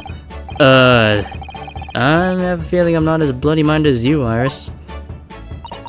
I'm afraid the sight of blood makes my blood run cold. There you have it, you see? When it comes to blood, we're all different types. Yes, what a scientific observation. So you need this. Oh no, what is that scary looking thing? Hurley and I haven't actually come up with a name for it yet. But as soon as you see it in action, you'll understand what it does. Watch. What is it, luminol? Oh, the color of the bloodstain has changed. There. Does it make sense now? Yes, I think I'm starting to understand. Good. It works on the principle that different people have different types of blood, you see? Yes, how wonderful. The chemical it fires combines with the blood and makes it change color. So you can identify whose blood is it that you're looking at. In a flash. Oh, what a fabulous invention, Iris. Isn't it? Isn't it? I bet Ginny would say it's bleeding great. So, whose blood are we looking at then? This must be Winterbank's blood. Yes, this was where he was shot, so there can't be any question of that. This could turn out to be a very valuable clue, so we must simply make note of it.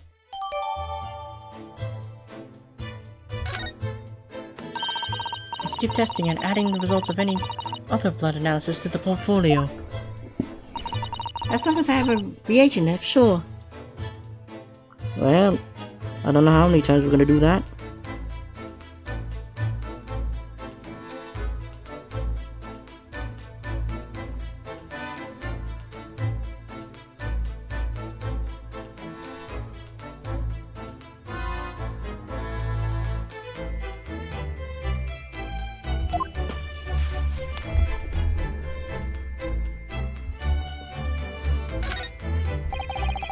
Now, of all the articles in the storeroom, this is the only thing that shows any sign of being ransacked. Ah! What is it, Iris? That's the box file that my manuscript was being kept in. Oh. Iris's unpublished story, The Hound of the Baskervilles. Surely that's not what all this is. Well, that's not all what this... Sorry, Iris, but if you ask me, he sold it. Without telling you.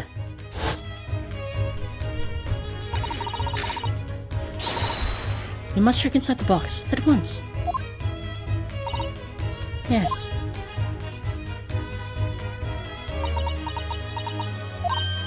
Ah!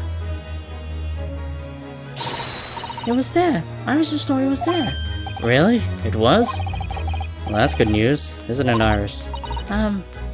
Yes. I mean, of course I believe earlier when he said he deposited here, but still. It's a relief to actually see it. Really? Because that's not a very well hidden frown.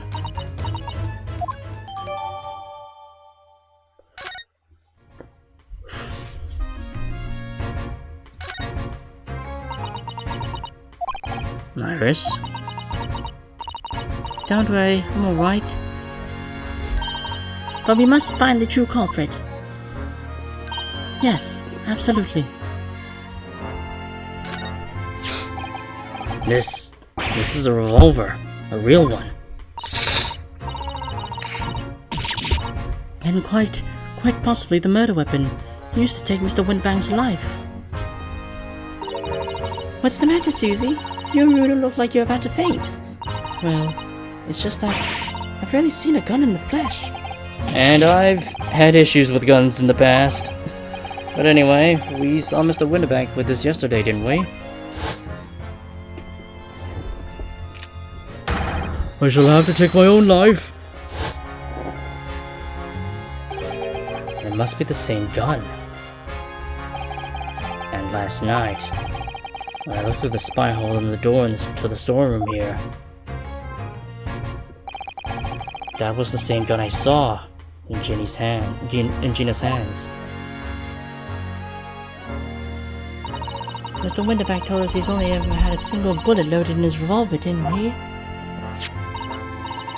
Well, it's empty now. The one and only bullet he had in his gun has been fired. So we can be fairly certain that only a single shot was fired from this revolver.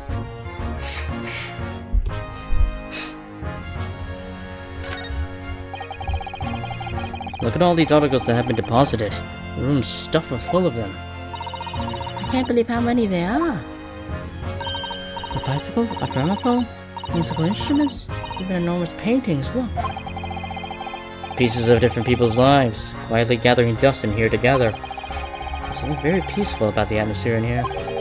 Or at least there would be, if not for the chalk outline on the floor and the policeman shuffling around.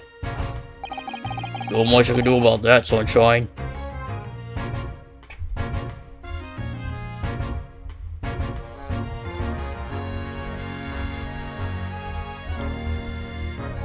Is that everything?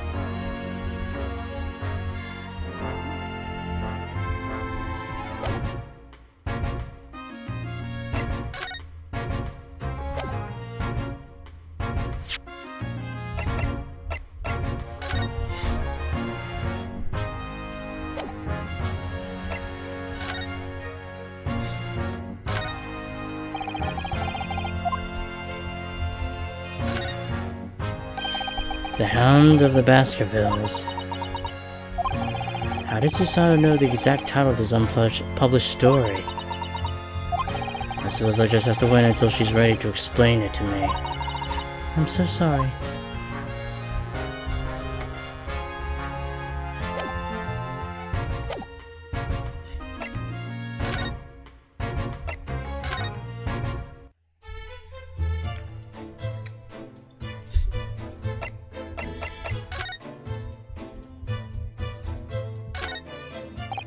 The police are scouring every inch of this place, by the look of it. Instructions from the yard are to examine every article in the stock and every ledger and book of accounts. Every article? But that's a ridiculous amount of work, surely. We've been hard at it ever since the shop was declared a crime scene in the early hours. We're still sifting through it all in the shifts, but still, we'll be working through the night, that's for sure. And even then, we barely have scratched the surface. A crime in a pawnbroker's. Must be every policeman's worst nightmare. It's in every copper's worst nightmare, you know. A crime in a pawnbroker's.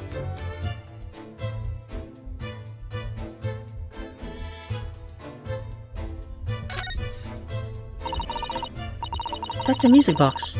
Do you have them where you come from? Where you come from, Runo? Yes, but I never seen one as large as this in Japan. Oh well, this will be a treat. Shall we have a listen?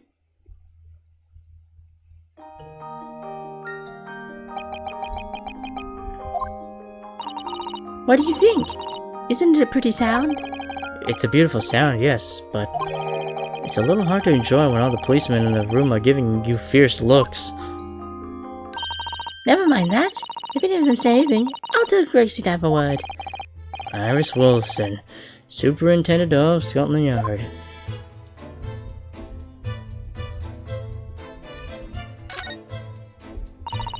These shelves are where the pawnbroker puts articles that have been forfeited on display for customers to buy. Yes, it's a really strange miscellany, isn't it? I mean, who would buy this horse statue, for example? Well, sometimes you can find real treasures among all the junk, you know? Are you alright, Runo? Oh, it's just, well, looks like a collection of useless junk as a whole. But when you pick out individual things, you can't help wishing you owned them. Even that horse statue. That's exactly how the pawnbroker works. They're very clever.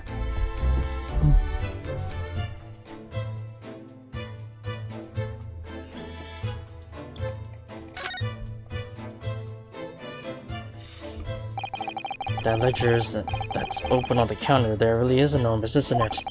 It must be awful a lot of work to keep track of all these hundreds of items in pawn. It's too much to think about. Better to sell it all and have a clear head if you ask me. But clearly Mr. Windibank was very careful when it came to the articles in his care.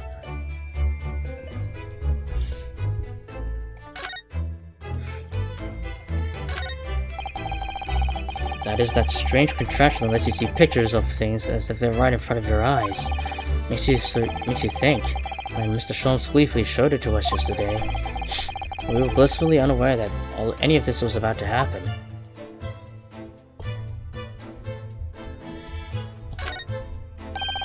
This officer's been staring intently at the wall since before we came here. Shh! Keep it down! Oh, sorry. There's a major clue just there. Really? Then we must tell Grexy at once. But as soon as I report it, that'll be it. I'll be stuck here even longer. Stuck here? What do you mean? I haven't been home in 2 days already. I need another constable to relieve me and take over my shift. Really have a tough time. The British police. That doesn't stop us investigating, though, does it? No, I don't suppose not. Pretty sure it was the county he was peering at. That's a pretty damning clue. Ah, look here. Oh yes, a bullet hole. And I can see the bullet is still lodged in the wall. Presumably Mr. Windibank wasn't practicing with his revolver in his spare time. So it probably came from under the gun. Ah, well... Mr. Sholmes likes to practice his drawing room whenever he can. He's very patriotic like that. Sorry? It's all in the adventures of Herlock Sholmes, you know. Is that right, Iris? Ah! Did I write something like that? Probably in jest, perhaps. In jest? Well, he doesn't do it often. It's quite a dangerous pastime. He doesn't do it often. He shouldn't even do it once. Forget that for now, Runa. Let's examine this bullet. What's that around the bullet hole? Is it blood? A suspicious red stain on the calendar. Aha! This is where I come in. Oh, right. If the blood changes to be the same color as the sample from the storeroom, we'll know that it's Mr. Windibank's blood. Exactly. Here we go then.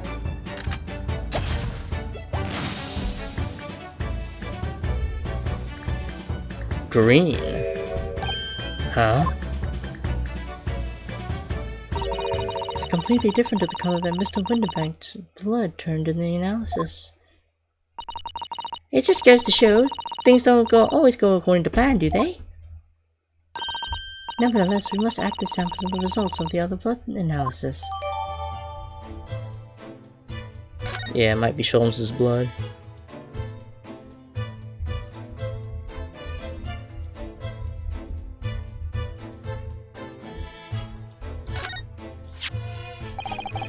I'm fairly sure this contraption was here yesterday as well. Here we are, though I'm not confident I can get it closed again. Oh yes, that's a folding stereoscope. Really? This is a stereoscope? Mr. Sholmes showed us a picture yesterday that you were supposed to be able to see in 3 dimensions. But for that, you used the great big contraption over there. Ah, well, that's for use in public houses and places like that. It contains a carousel with all sorts of pictures inside. But this little thing is a much simpler design for use at home. There are special shops selling prints you can use in them. I have a little collection myself. I wonder if I can make money out of these in Japan. It would beat keeping my toilet sparkling clean anyway.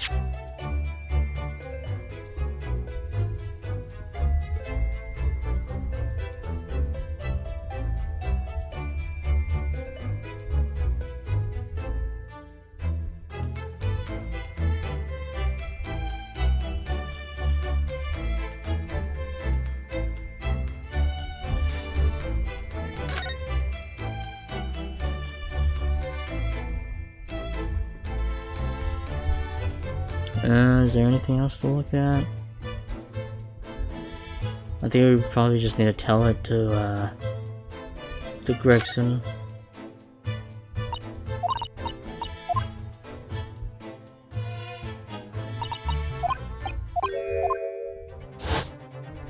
Yeah, it's just repeating the stuff I saw. Skip, I already know. I thought I was gonna be a shortcut to enter.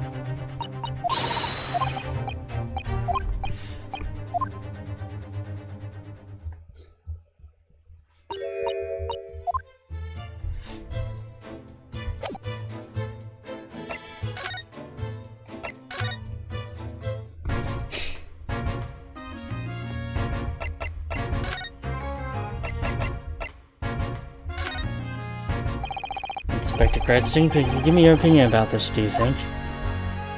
We don't enter share sunshine, not with the general public. Ugh. In that case, Grexy, how about some herbal tea? Look.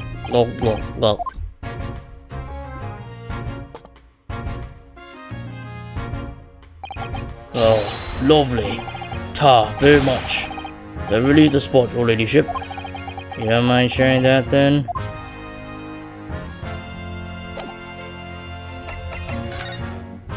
Did I miss anything here? Or do we just need to go somewhere else?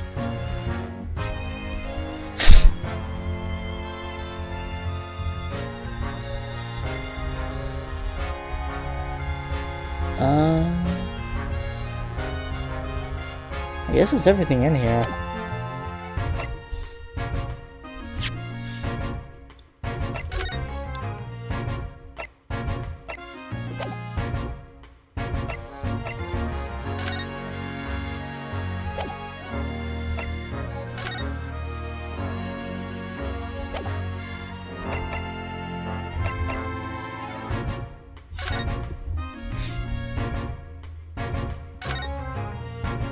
This is the ticket that Gina brought in here yesterday. Yes, having been entrusted to her by Mr. McGill did 2 months earlier. Article deposit, 1 gentleman's overcoat. And the other redemption ticket was in the pocket of that coat. Yes, for a small box, deposited 2 days before the omnibus incident. Could that have anything to do with all this?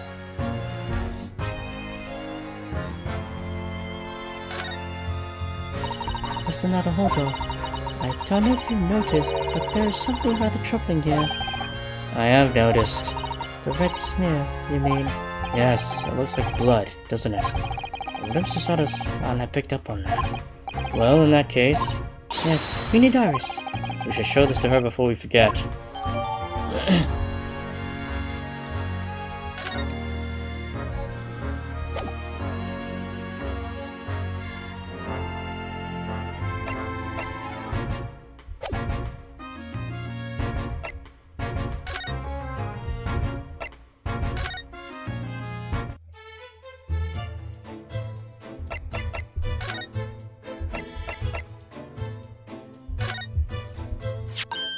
Oh, that looks like blood.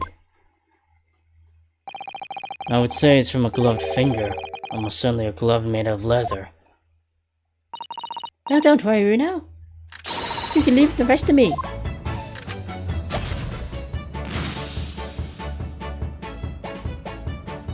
Purple. Look at that. Yes, it's a color we haven't seen before, isn't it? We simply must add it to the portfolio of blood samples. It could be an important clue.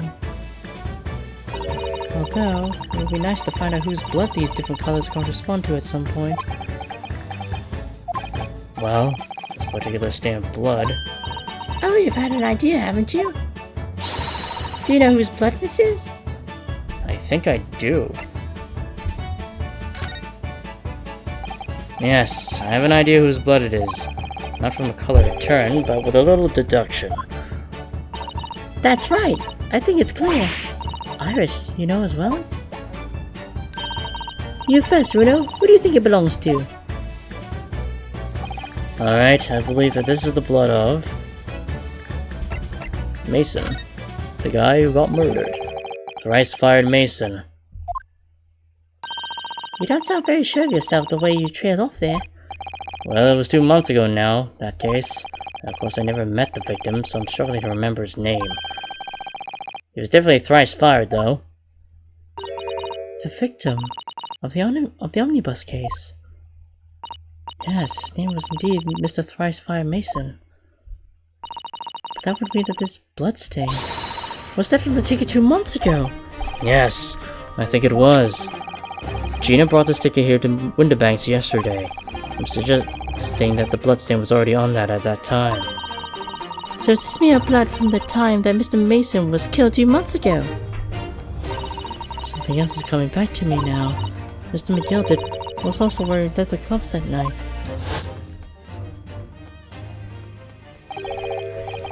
Now I ask yous, what good-hearted soul wouldn't rush to help a fella bleeding from his stomach? I wasn't about to start worrying about me gloves now, was I?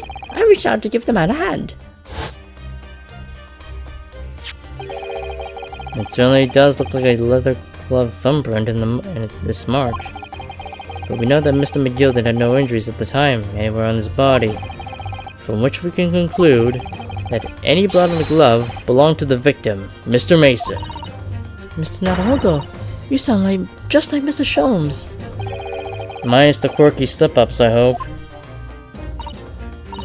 Yes, I think you're right, Runa. Very well. Let's make note of this.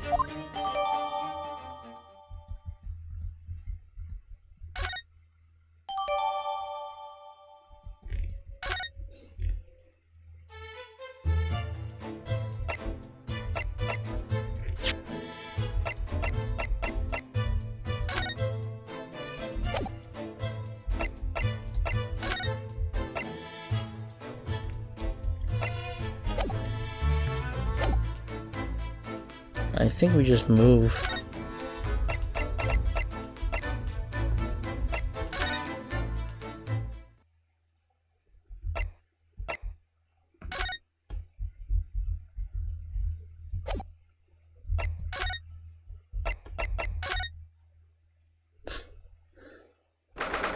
"16th of April, local prison, cell 13. Jan doesn't appear to be here. I believe she must be in questioning at the moment. Oh, but wait a minute. What is it, Iris? Well, if you examine the scene here carefully, there's another possibility, isn't there? Ginny could have slipped the key from the jailer when he wasn't looking and escaped. Oh my. What?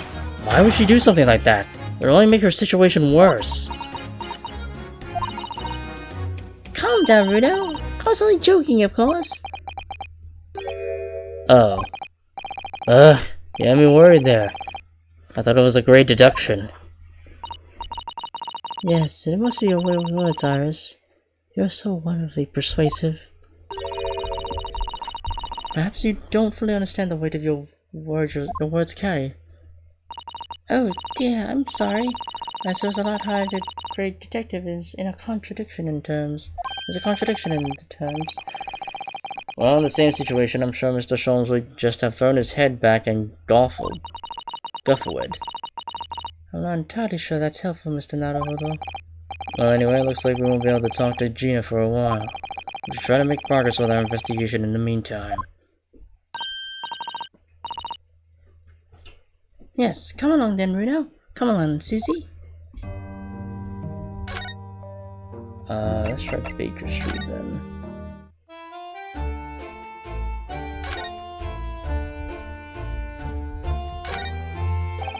There's still a Scotland Yard carriage outside Windibanks. I never imagined we'd be investigating a case so close to home. Poor Iris. She's been very upset by all this. I'm sorry. I was there. I should have done more. Now this is your fault, Runo. So please, don't apologize. But It's the criminals who are to blame for all this. So let's investigate and work out how to catch them. yes, you're right.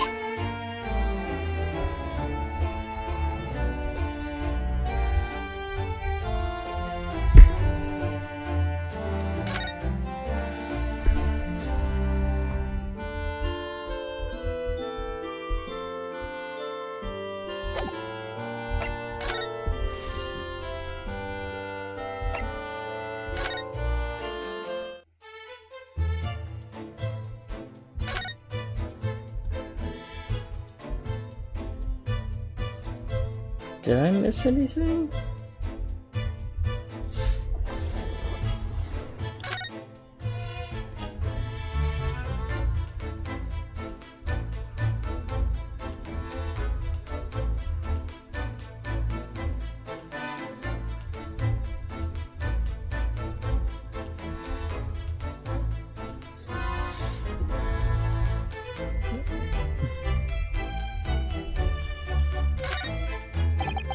Green blood. It just seems wrong somehow. Oh, there's all sorts of different colors. There are plenty pinks and purples too, you know. Like I said, everyone's blood is different. I wonder what color my blood would turn out. Actually, I don't want to know.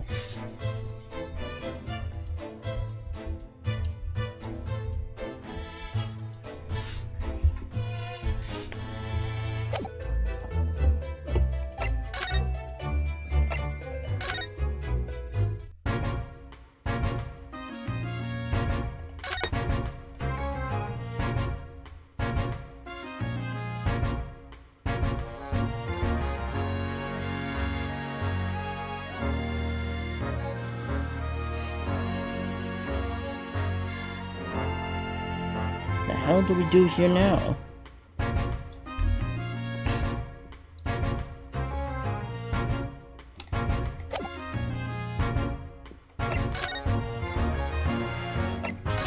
Oops.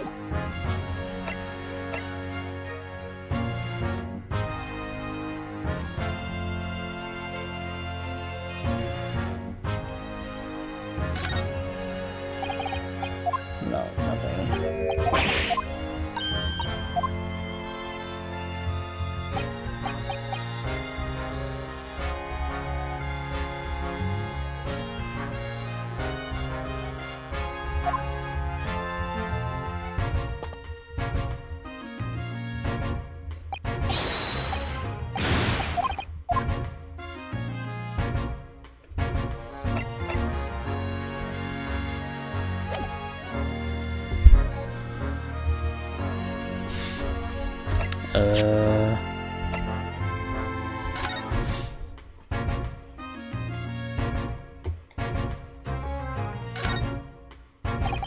This is an adorable little cat. It looks a little like Wagahara. I always thought that cats like to curl up under the heated kotatsu blanket when it snowed. Maybe British cats are different. Actually, now that we have both pictures, I could have another go at viewing them as a stereoscopic image. So I need to cross my eyes and try to get the two cats to merge in the middle as one. Such a hard thing to do. Whoever thought of this in the first place must have spent a long time staring.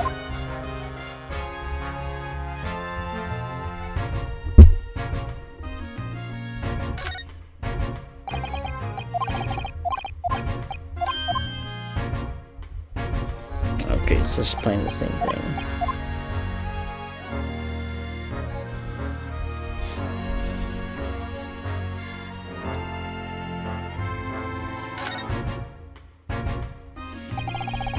Mr. Winterbank appears to have used the back of his photograph to write out a redemption ticket.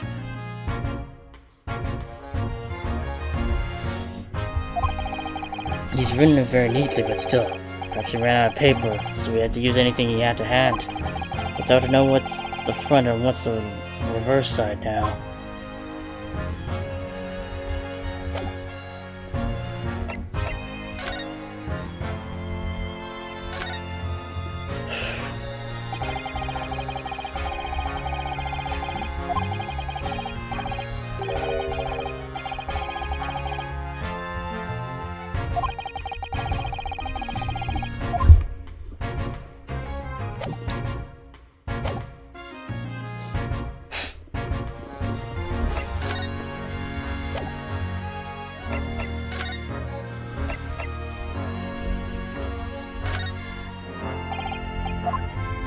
No.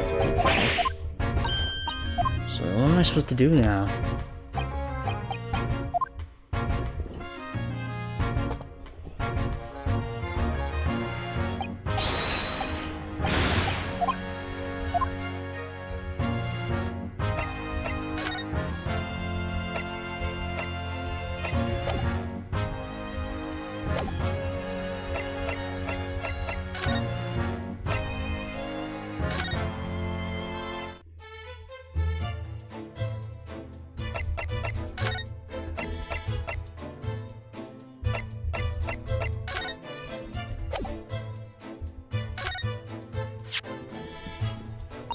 Oh, my manuscript.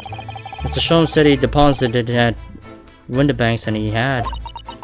But it's so strange. What is it about this particular story? I wasn't so hard on it. Why would Hody say I can't publish it? I'm afraid I have no idea. All you can do is wait until he's ready to tell you, I suppose. Oh, maybe. It's because Hody isn't in it enough. Maybe I didn't write him enough good lines. Yes, maybe. I wish I could say that definitely isn't the reason, but I can't.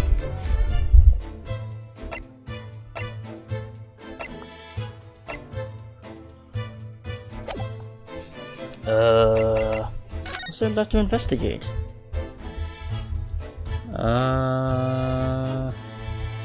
Doors first.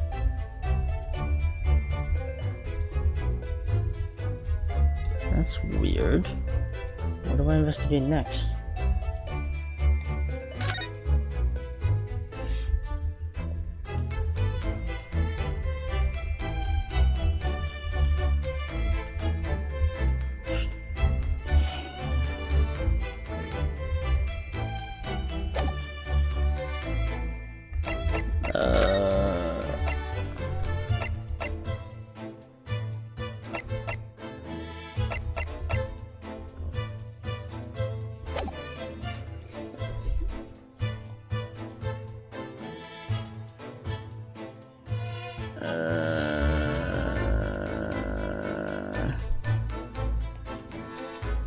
I have no idea. I'm gonna look it up.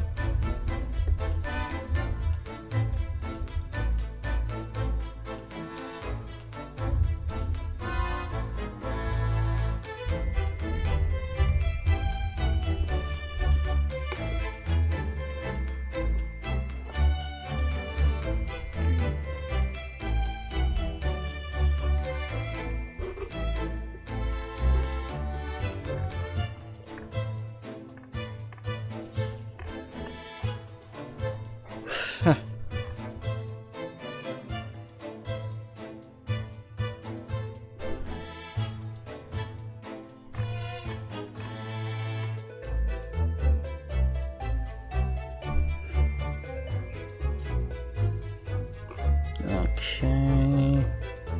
What do I look after that?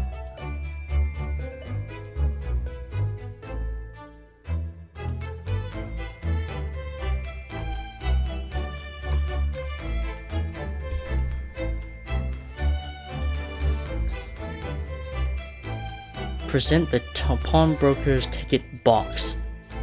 Okay, that's what we're supposed to do.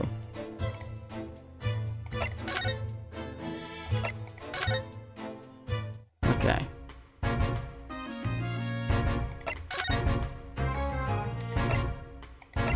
This one. Inspector? What do you make of this? Oh, what have we here then? A redemption ticket for an article deposit here, is it? Looks like someone ran out of the office stationery and wrote on a ticket on whatever paper was to hand. Yes, this is the ticket from McGilda's overcoat. The one that little diver turned up with yesterday. Oh, Actually, no, it's not.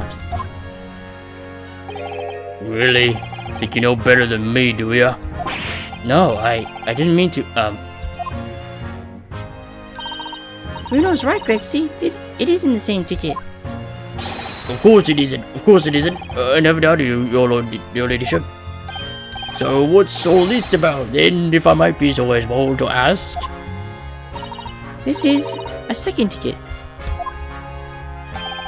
A second one? It seems that Mr. McGilda in fact had another article in storage here at Windibanks. Is that right? I think we need to discuss this further with the inspector, Mr. Naruhodo. Oh good, because he's ever so easy to talk to. There we go. This ticket was in the pocket of Mr. McGilda's overcoat. You mean to tell me? Yes, there was more than just the music box disc, it seems. I should have insisted on the lads taking it back to the yard and examining it properly. Well, according to the details on this ticket, Mr. McGilda deposited another article here with Mr. Windibank. Yes, I can see it written here. A small box, was it? Do you have any idea where it is, Grexy? Any idea at all? It's another article belonging to Mr. McGilded. It could be an important clue. Well, yes, I suppose it could be. Please, stop looking at me with those big turquoise eyes all full of open expectation. It's too much pressure. I'll lose my marbles, I will. I'll go barking. Is it no time for dull impressions, Inspector? There's no source of view, Sunshine. There's one thing that springs to mind. According to this ticket, the redemption deadline's already passed, hasn't it? Oh yes, of course. Articles only held for 2 months. So the small box will no longer be in here then. That's right, it's been forfeited. Which means it could be on the shelves in the front of the shop, where the forfeited items are offered for sale. Yes, the shelves in the front. We must search them at once. You're wasting your time. Oh? There are dozens of little boxes out there, hundreds even. We can't possibly know which one might have been Miss Gildred's. That information's not written in the ledger. Well, I think we should have it. At least have a look, just in case. Of course, your ladyship, of course. Very sensible of you, I'm sure. This is getting old.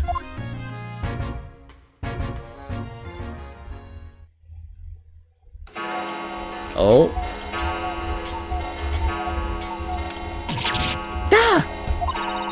I nearly jumped out of my skin there. How could Mr. Winterbank set up such a wicked trap? I doubt he set it out to scare anyone. Is that really the time? I think perhaps we should pay Gina another visit soon. Oh? Her trial is tomorrow. We must establish whether or not you will be defending her. I think we should ask her one more time. She may have changed her mind. Don't you remember, Uno? You told her she could rip up the representation papers if she didn't want you to be her lawyer. Really? Did I say that? Yes, you did! The deadline for submitting the paperwork is fast approaching. In that case, we had better hurry back to the prison and talk to Gina again. Let's skedaddle.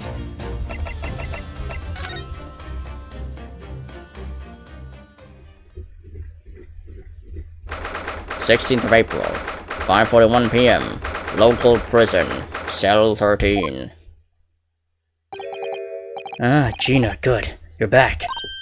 Ah!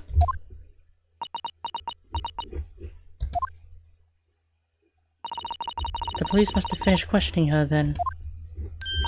Oh, how was it, Ginny? Was it awful? Eh? Oh, didn't bother me. Thank you for the papers you signed before. And then we were able to investigate at Winterbanks. Oh, right.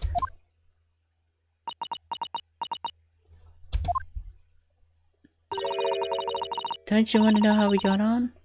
We've been ever so busy. What's the point in asking? Won't change what everyone's saying, that I did it. That's not... Gina, we came to ask for your final decision. Eh? What decision? About tomorrow's trial. Will you let me defend you or not? I must submit the paperwork now, if you like Mr. Naruhodo to represent you.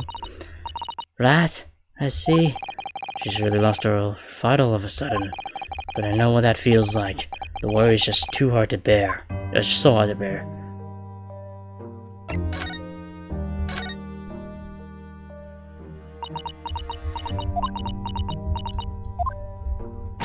Oh, alright then. Blimey, give it a rest with them eyes, Iris. So go on then, fill us in. Who done it? Unfortunately, we don't know that yet. You don't say. We don't know yet, Gina. But Mr. Naruhodo and all of us know that you're innocent of this crime. And while we haven't yet managed to work out who the real culprit is, there are a number of interesting facts that we have managed to establish. Oh yeah? Like what? Well, for example, the reason you being there in the first place. I think I know why you broke into Winterbanks that night. It looks like I'm going to have to take some evidence that clearly reveals the reason and thrust it in Gina's face. Or get presented to her calmly, I suppose.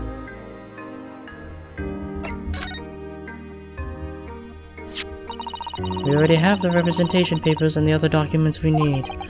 All I have to do is hand them to the court clerk. That is, if you allow me to represent you in court tomorrow. Nah, don't bother. Ginny, whip 'em up and chuck 'em, would ya? Them representation papers or whatever they're called. This cell ain't fancy enough to have it been. So, what will you do in court tomorrow? I'll be fine on my own. No. I don't think you will be. Look, I don't matter. What's gonna happen's gonna happen. This is one stubborn pickpocket.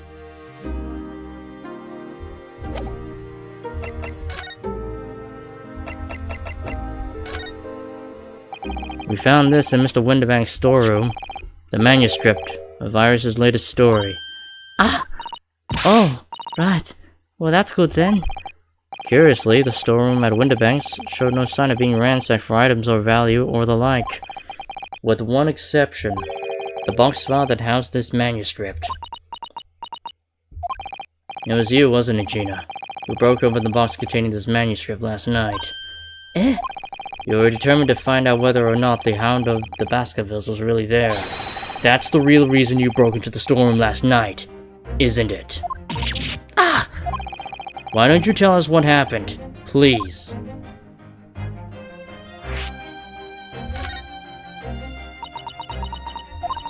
Alright, yeah. This Baskerville story. It's the latest Sholmes adventure, right? But it ain't been printed yet. So I figured it's gotta be worth a fair few pieces of silver, alright? Oh, yes. At least £5,000. What? So, you intended to sell Iris's manuscript, did you? No, Ginny, how could you? What? Wait, no, hang on. Of course I wasn't gonna sell it. All I want to do is find out if the mantle script or whatever you call it was really there or not. That's the only reason I was there in the first place. For Iris's sake, isn't that right? Ah, we knew why you'd done it from the start, Gina. Of course we did. But I knew you wouldn't do anything mean like that, Ginny. I just knew it. Well, when I saw the manuscript in the storeroom, it reminded me of what you said the night before. Golonoms do a lot worse than that, believe me. Barefaced lies, a lot of them. You just ain't realized it yet.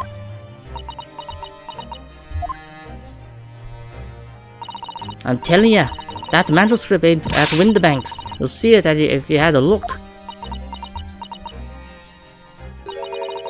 If I'm honest, I have wondered if Hurley's telling me the truth sometimes.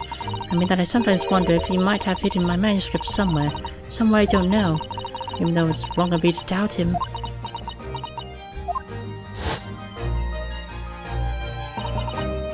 Oh, Ginny, that was so sweet of you. Alright. I'll tell you why I did it. Just stop looking at me like that, Iris.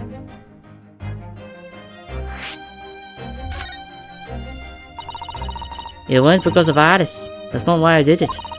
I just wanted to know the truth, that's all. You wanted to know if Mr. Sholmes was being honest. If he really deposited the manuscript at Windibank's. It's like I told you the night before. I never had a father. But Iris's Lord ain't like mine. She's got her dad. Only she can't see him. And I reckon that's gotta be harder. That's why she writes the stories. They're all about her dad, really. That's what it sounded like to me anyway.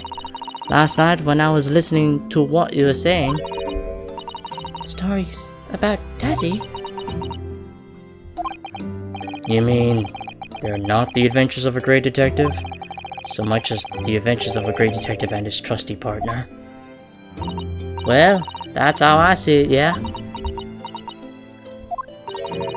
You're so thoughtful and so kind, Ginny.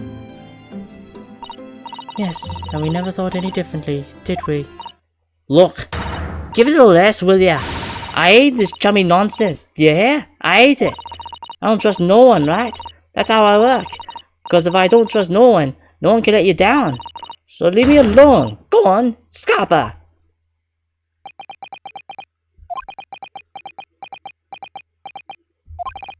I hadn't noticed until now, but it's unmistakable. Right there on both sleeves of that overcoat are some very suspicious red stains. What? What you looking at? Why you looking at me like that? I think it might be worth presenting some of our other findings in that area to Gina now. Yeah, he told her to have the overcoat stored away, so the evidence is hidden. Do you see this pawnbroker sticker, Gina? It's the one you took to Winterbanks, isn't it? The one for that black overcoat that you're wearing right now. Eh? What? That? I don't know. They all look the same to me. Those tickets. Surely not. Well, this one has a very obvious mark on it. That would appear to be blood. Eh? Is that ringing any bells? I don't know. It all looks the same to me. Blood. They all sound the same to me. These answers. Suspicious.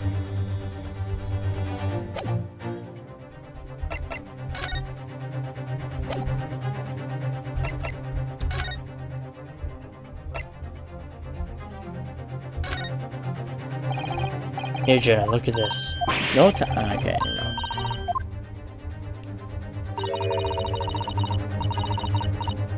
Oh, yeah.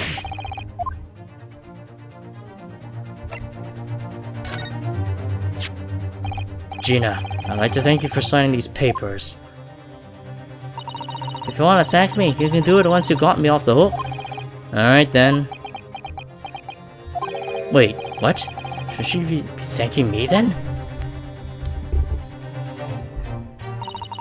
You know what, Mr. Naruto? It ain't good manners to expect thanks if you do someone a favor. I know that! She's as tricky with words as she is with her fingers.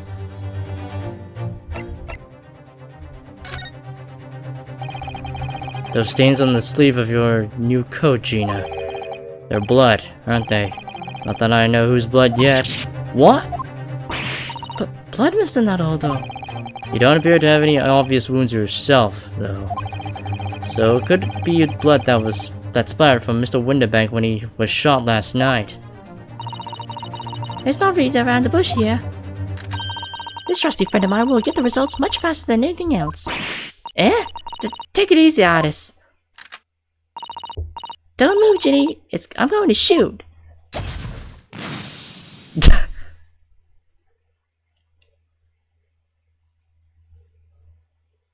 Purple? Oh. Oh my. What the? Oh, what the? Forget the sleeves. The whole coat is covered in blood. Of course. The black color of the fabric was masking the stains. That's why we haven't seen them until now. And the blood that has reacted to the chemical to turn a purple color, which matches one of the samples we've already collected perfectly. Yes, now let's see. Who had the purple blood? Aha! Yes, it was the brickmaker, Mr. Mason, the victim of the murder case 2 months ago. I knew it. What? What are you on about? The victim? What do you mean?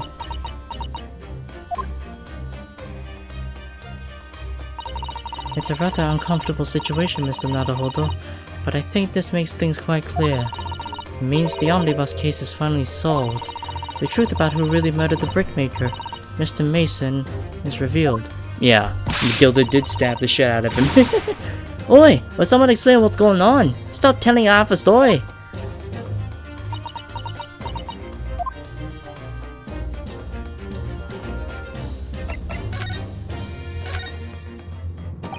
We can see now that the victim's blood is all over Mr. McGilder's overcoat.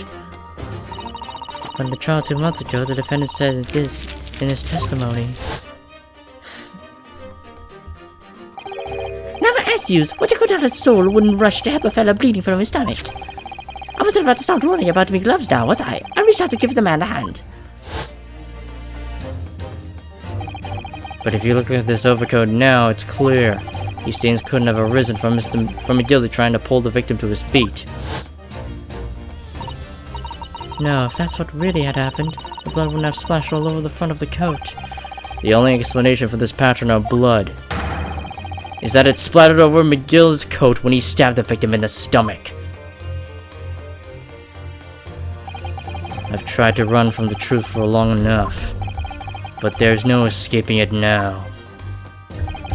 The true culprit in that case, Mr. Mason's killer, Magnus McGilded.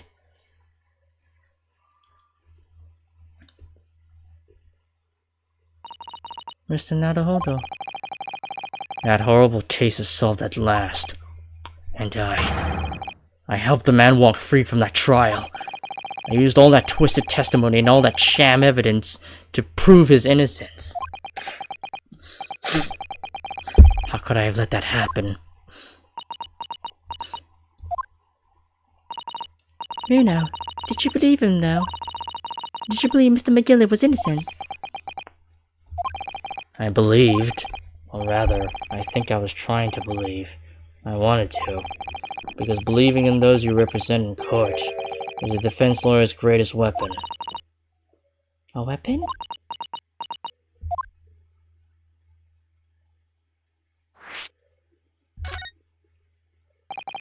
Before we came to Great Britain, a great friend of mine taught me a valuable lesson. You mean Kazuma-sama? Oh goddammit, there's a bot in my chat. Hold on.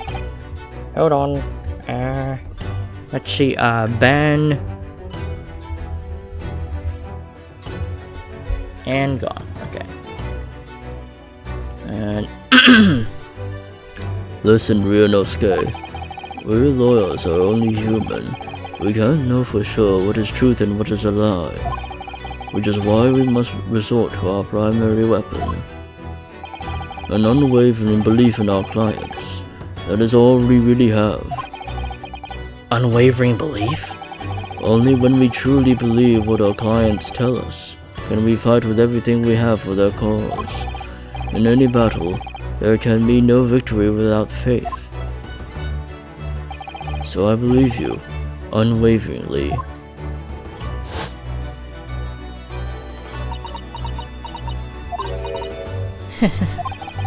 What's funny, Gina? God, sounds like in this empire of Japan you come from, everyone must be soft. Well, come on, look at the mess it's got you into, believing in that bog trotter. Yes, I inadvertently helped a murderer walk free. Well, at least you learned your lesson now, eh? Believing in people's never worth it. Someone always stabs you in the back in the end. As soon as you let down your guard, you had it. Take a leaf out of my book. Believe no one. Get hurt by no one. Gina, may I ask you something? What? I'd just like to make absolutely sure. What would you like us to do with these representation papers for tomorrow's trial? How many times do I have to say it? Rip them up and chuck them away. Are you really sure that's what you want? I bet that's what it wants and all now. I'm a believer lawyer over there. Don't forget it was me in that trial 2 months ago. I led everyone up the garden path, didn't I? And you're telling me you can't believe in me after all that? Not likely. Well, Mr. Naruhodo? A lawyer's primary weapon is an unwavering belief in his clients. Ultimately, it comes down to whether or not I feel I can trust Gina after everything that's happened. I trust. Whoops. I mean, I was gonna pick that option anyway. Gina, let me say it again. Please allow me to represent you in tomorrow's trial. Yeah? Are you half-baked? Not at all.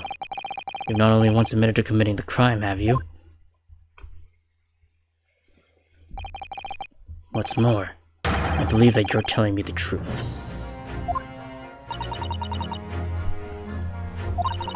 Seriously? Mr. Naruhodo? Didn't you hear all of what I said before? I'm a born liar. Pips just tripped me tongue. And I'm a die if I don't forget. I put the wool over your eyes 2 months ago and got you into all sorts of trouble. Why would you ever trust me now? I just don't get it. Gina, I do understand why you choose not to put your trust in others. But I assure you, there's more to this life than you realize. What do you mean? The world we live in is full of people you would do very well to trust. People who won't ever let you down. Eh? It's true that I'm just a student of law, and I'm certainly lacking in courtroom experience. But I can promise you this, whatever happens, and until on my very last breath, I am completely on your side.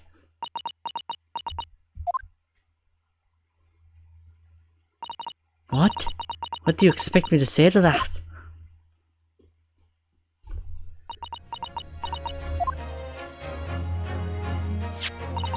Then it's decided. I will take these papers now and carry out the necessary preparations for tomorrow's trial.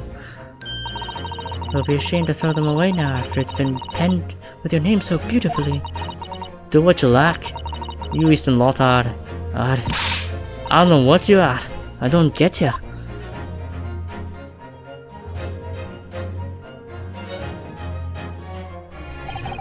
Gina has taken herself off to the back of her cell. She never admitted, but I hope she's feeling relieved. That turned out alright in the end, I think.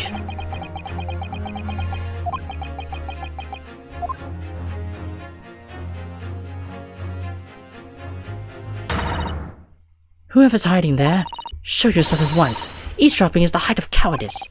Mrs. Sato? Somebody's here in the shadows. I can sense it. Somebody wasn't there before. What?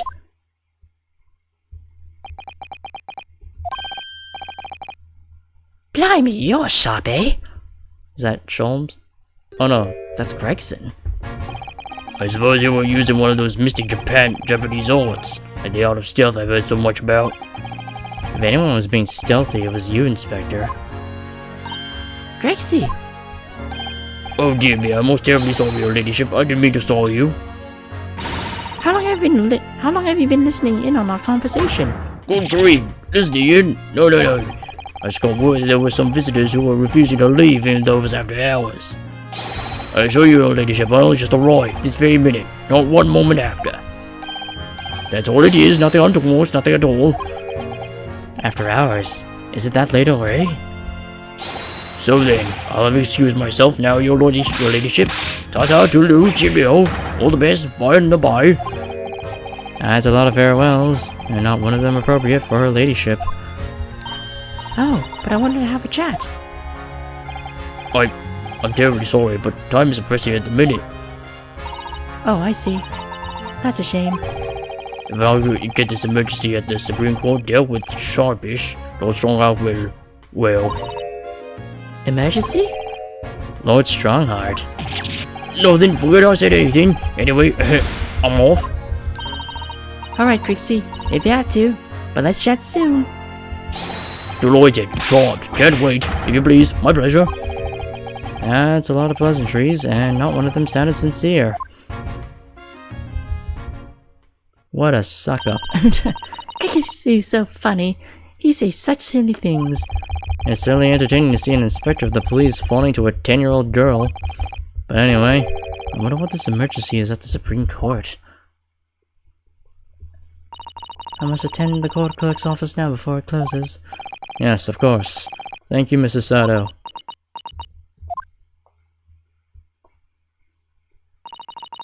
Kindly escort Iris home now, Mr. Naruhodo. I shall meet you there later.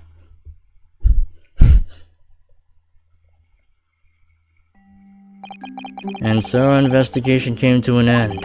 Susato-san went to file the necessary papers for my defense of Gina to the following day.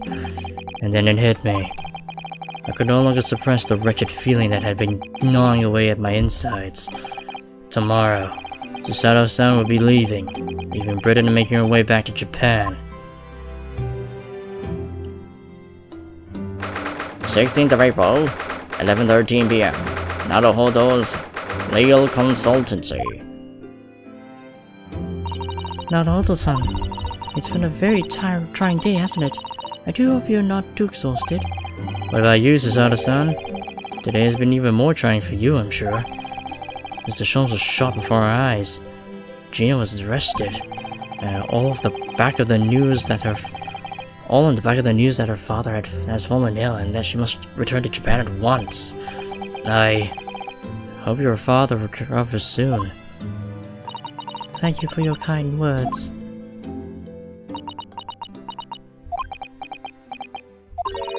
I wonder why it is that so many thoughts rage in my head like a storm, and yet I seem unable to find the words to express any of them.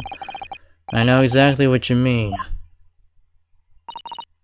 Anyway, I have one final task to complete as your judicial assistant. Once that is done, I shall make preparations for my departure tomorrow. One final task.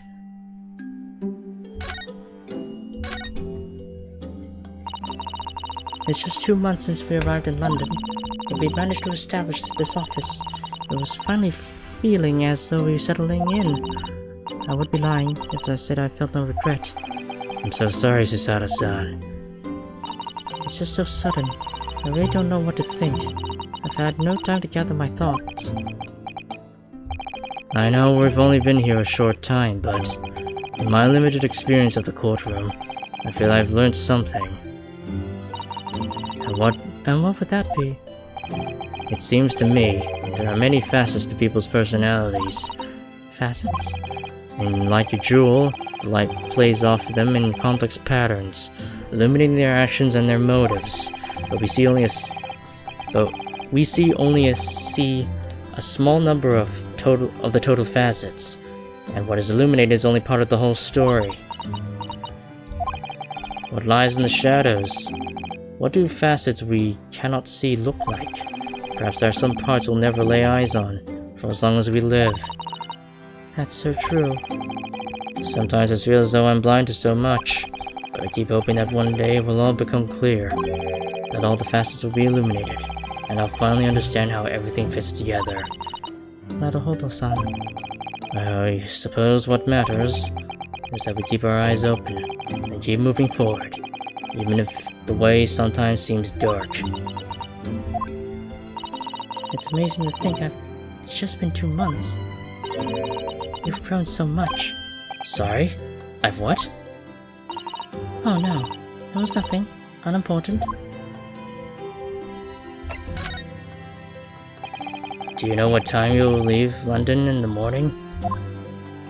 Yes, I picked up my ticket earlier. I shall be leaving here at 4 a.m. I see. Well, I'll escort you to the station. Absolutely not. Sorry? I'm sure you realize why I couldn't possibly let you do that. You have a very important day ahead of you tomorrow. Gina's trial. Yes, I know, but every word you utter will have the potential to determine Gina's fate. You must get as much rest as possible, even though, like me, I'm sure you will find it hard to sleep. But please, for me, do try. You mentioned one final task a moment ago. What did you mean? Oh my, I nearly forgot. Please, I want you to have this. What is that? Some huge bundle of documents. It's my notes from the case 2 months ago.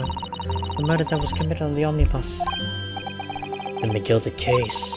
It seems to me that this case of Mr. Windibank's murder, of which Gina is accused, is very much tied up with that omnibus case, in ways that are not yet completely apparent.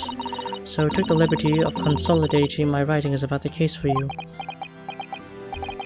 With everything else she's had to think about, Susato-san still managed to do this, and all neatly laid out for me in her beautiful handwriting.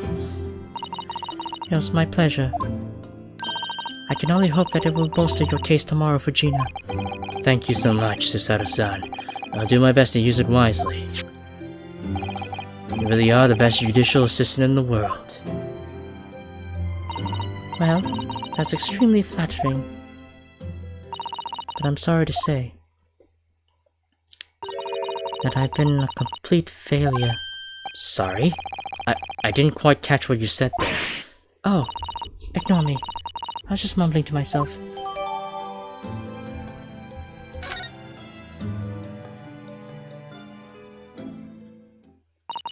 Well, it's getting rather late. I think you should go to bed now, Naruhodo-san. I must finish packing up my things in my room. Susato-san, I wish you the very best of luck tomorrow. Good night. Wait, there's something I need to say. Hiya! What What was that? A secret technique of mine. The Susato Shutdown. Shutdown?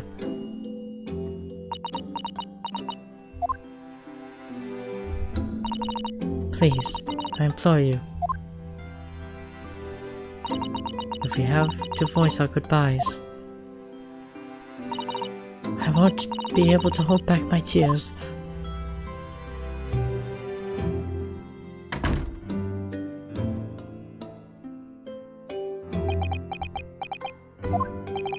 Susato-san. She's just gonna leave him sleeping on the floor? It truly had been a trying day. Our feet for hours, getting Gina to open up to us, and then the truth about that nemesis of a case. Physically and mentally, I was exhausted, and yet the idea of sleep seemed impossible. But I forced myself to close my eyes, and as a cacophony of scenes of our lives here in London played through my mind. Eventually, my fatigue triumphed, and I fell into a deep sleep.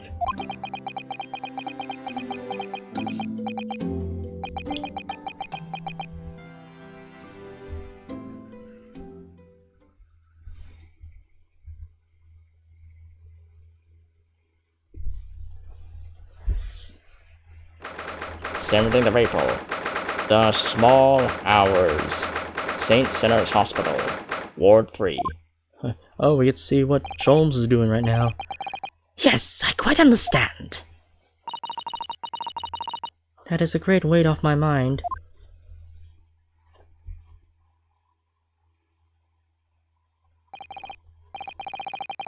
Rest assured, I shall put everything in place, exactly as we have discussed. Thank you so much. It's been an honor and a pleasure to be acquainted with you, Mr. Sholmes.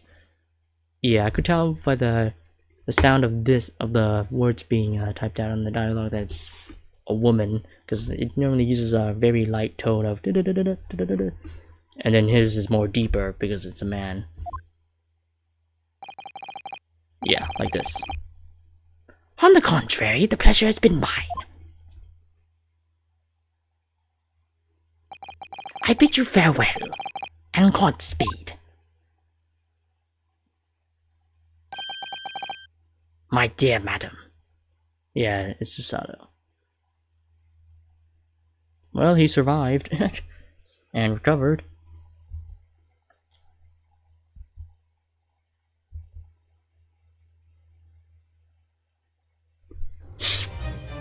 And save.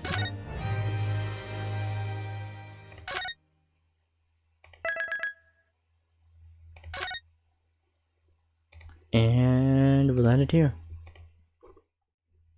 Farewell for now. And the next stream, well, that should be a mission. The Undivided Alternative.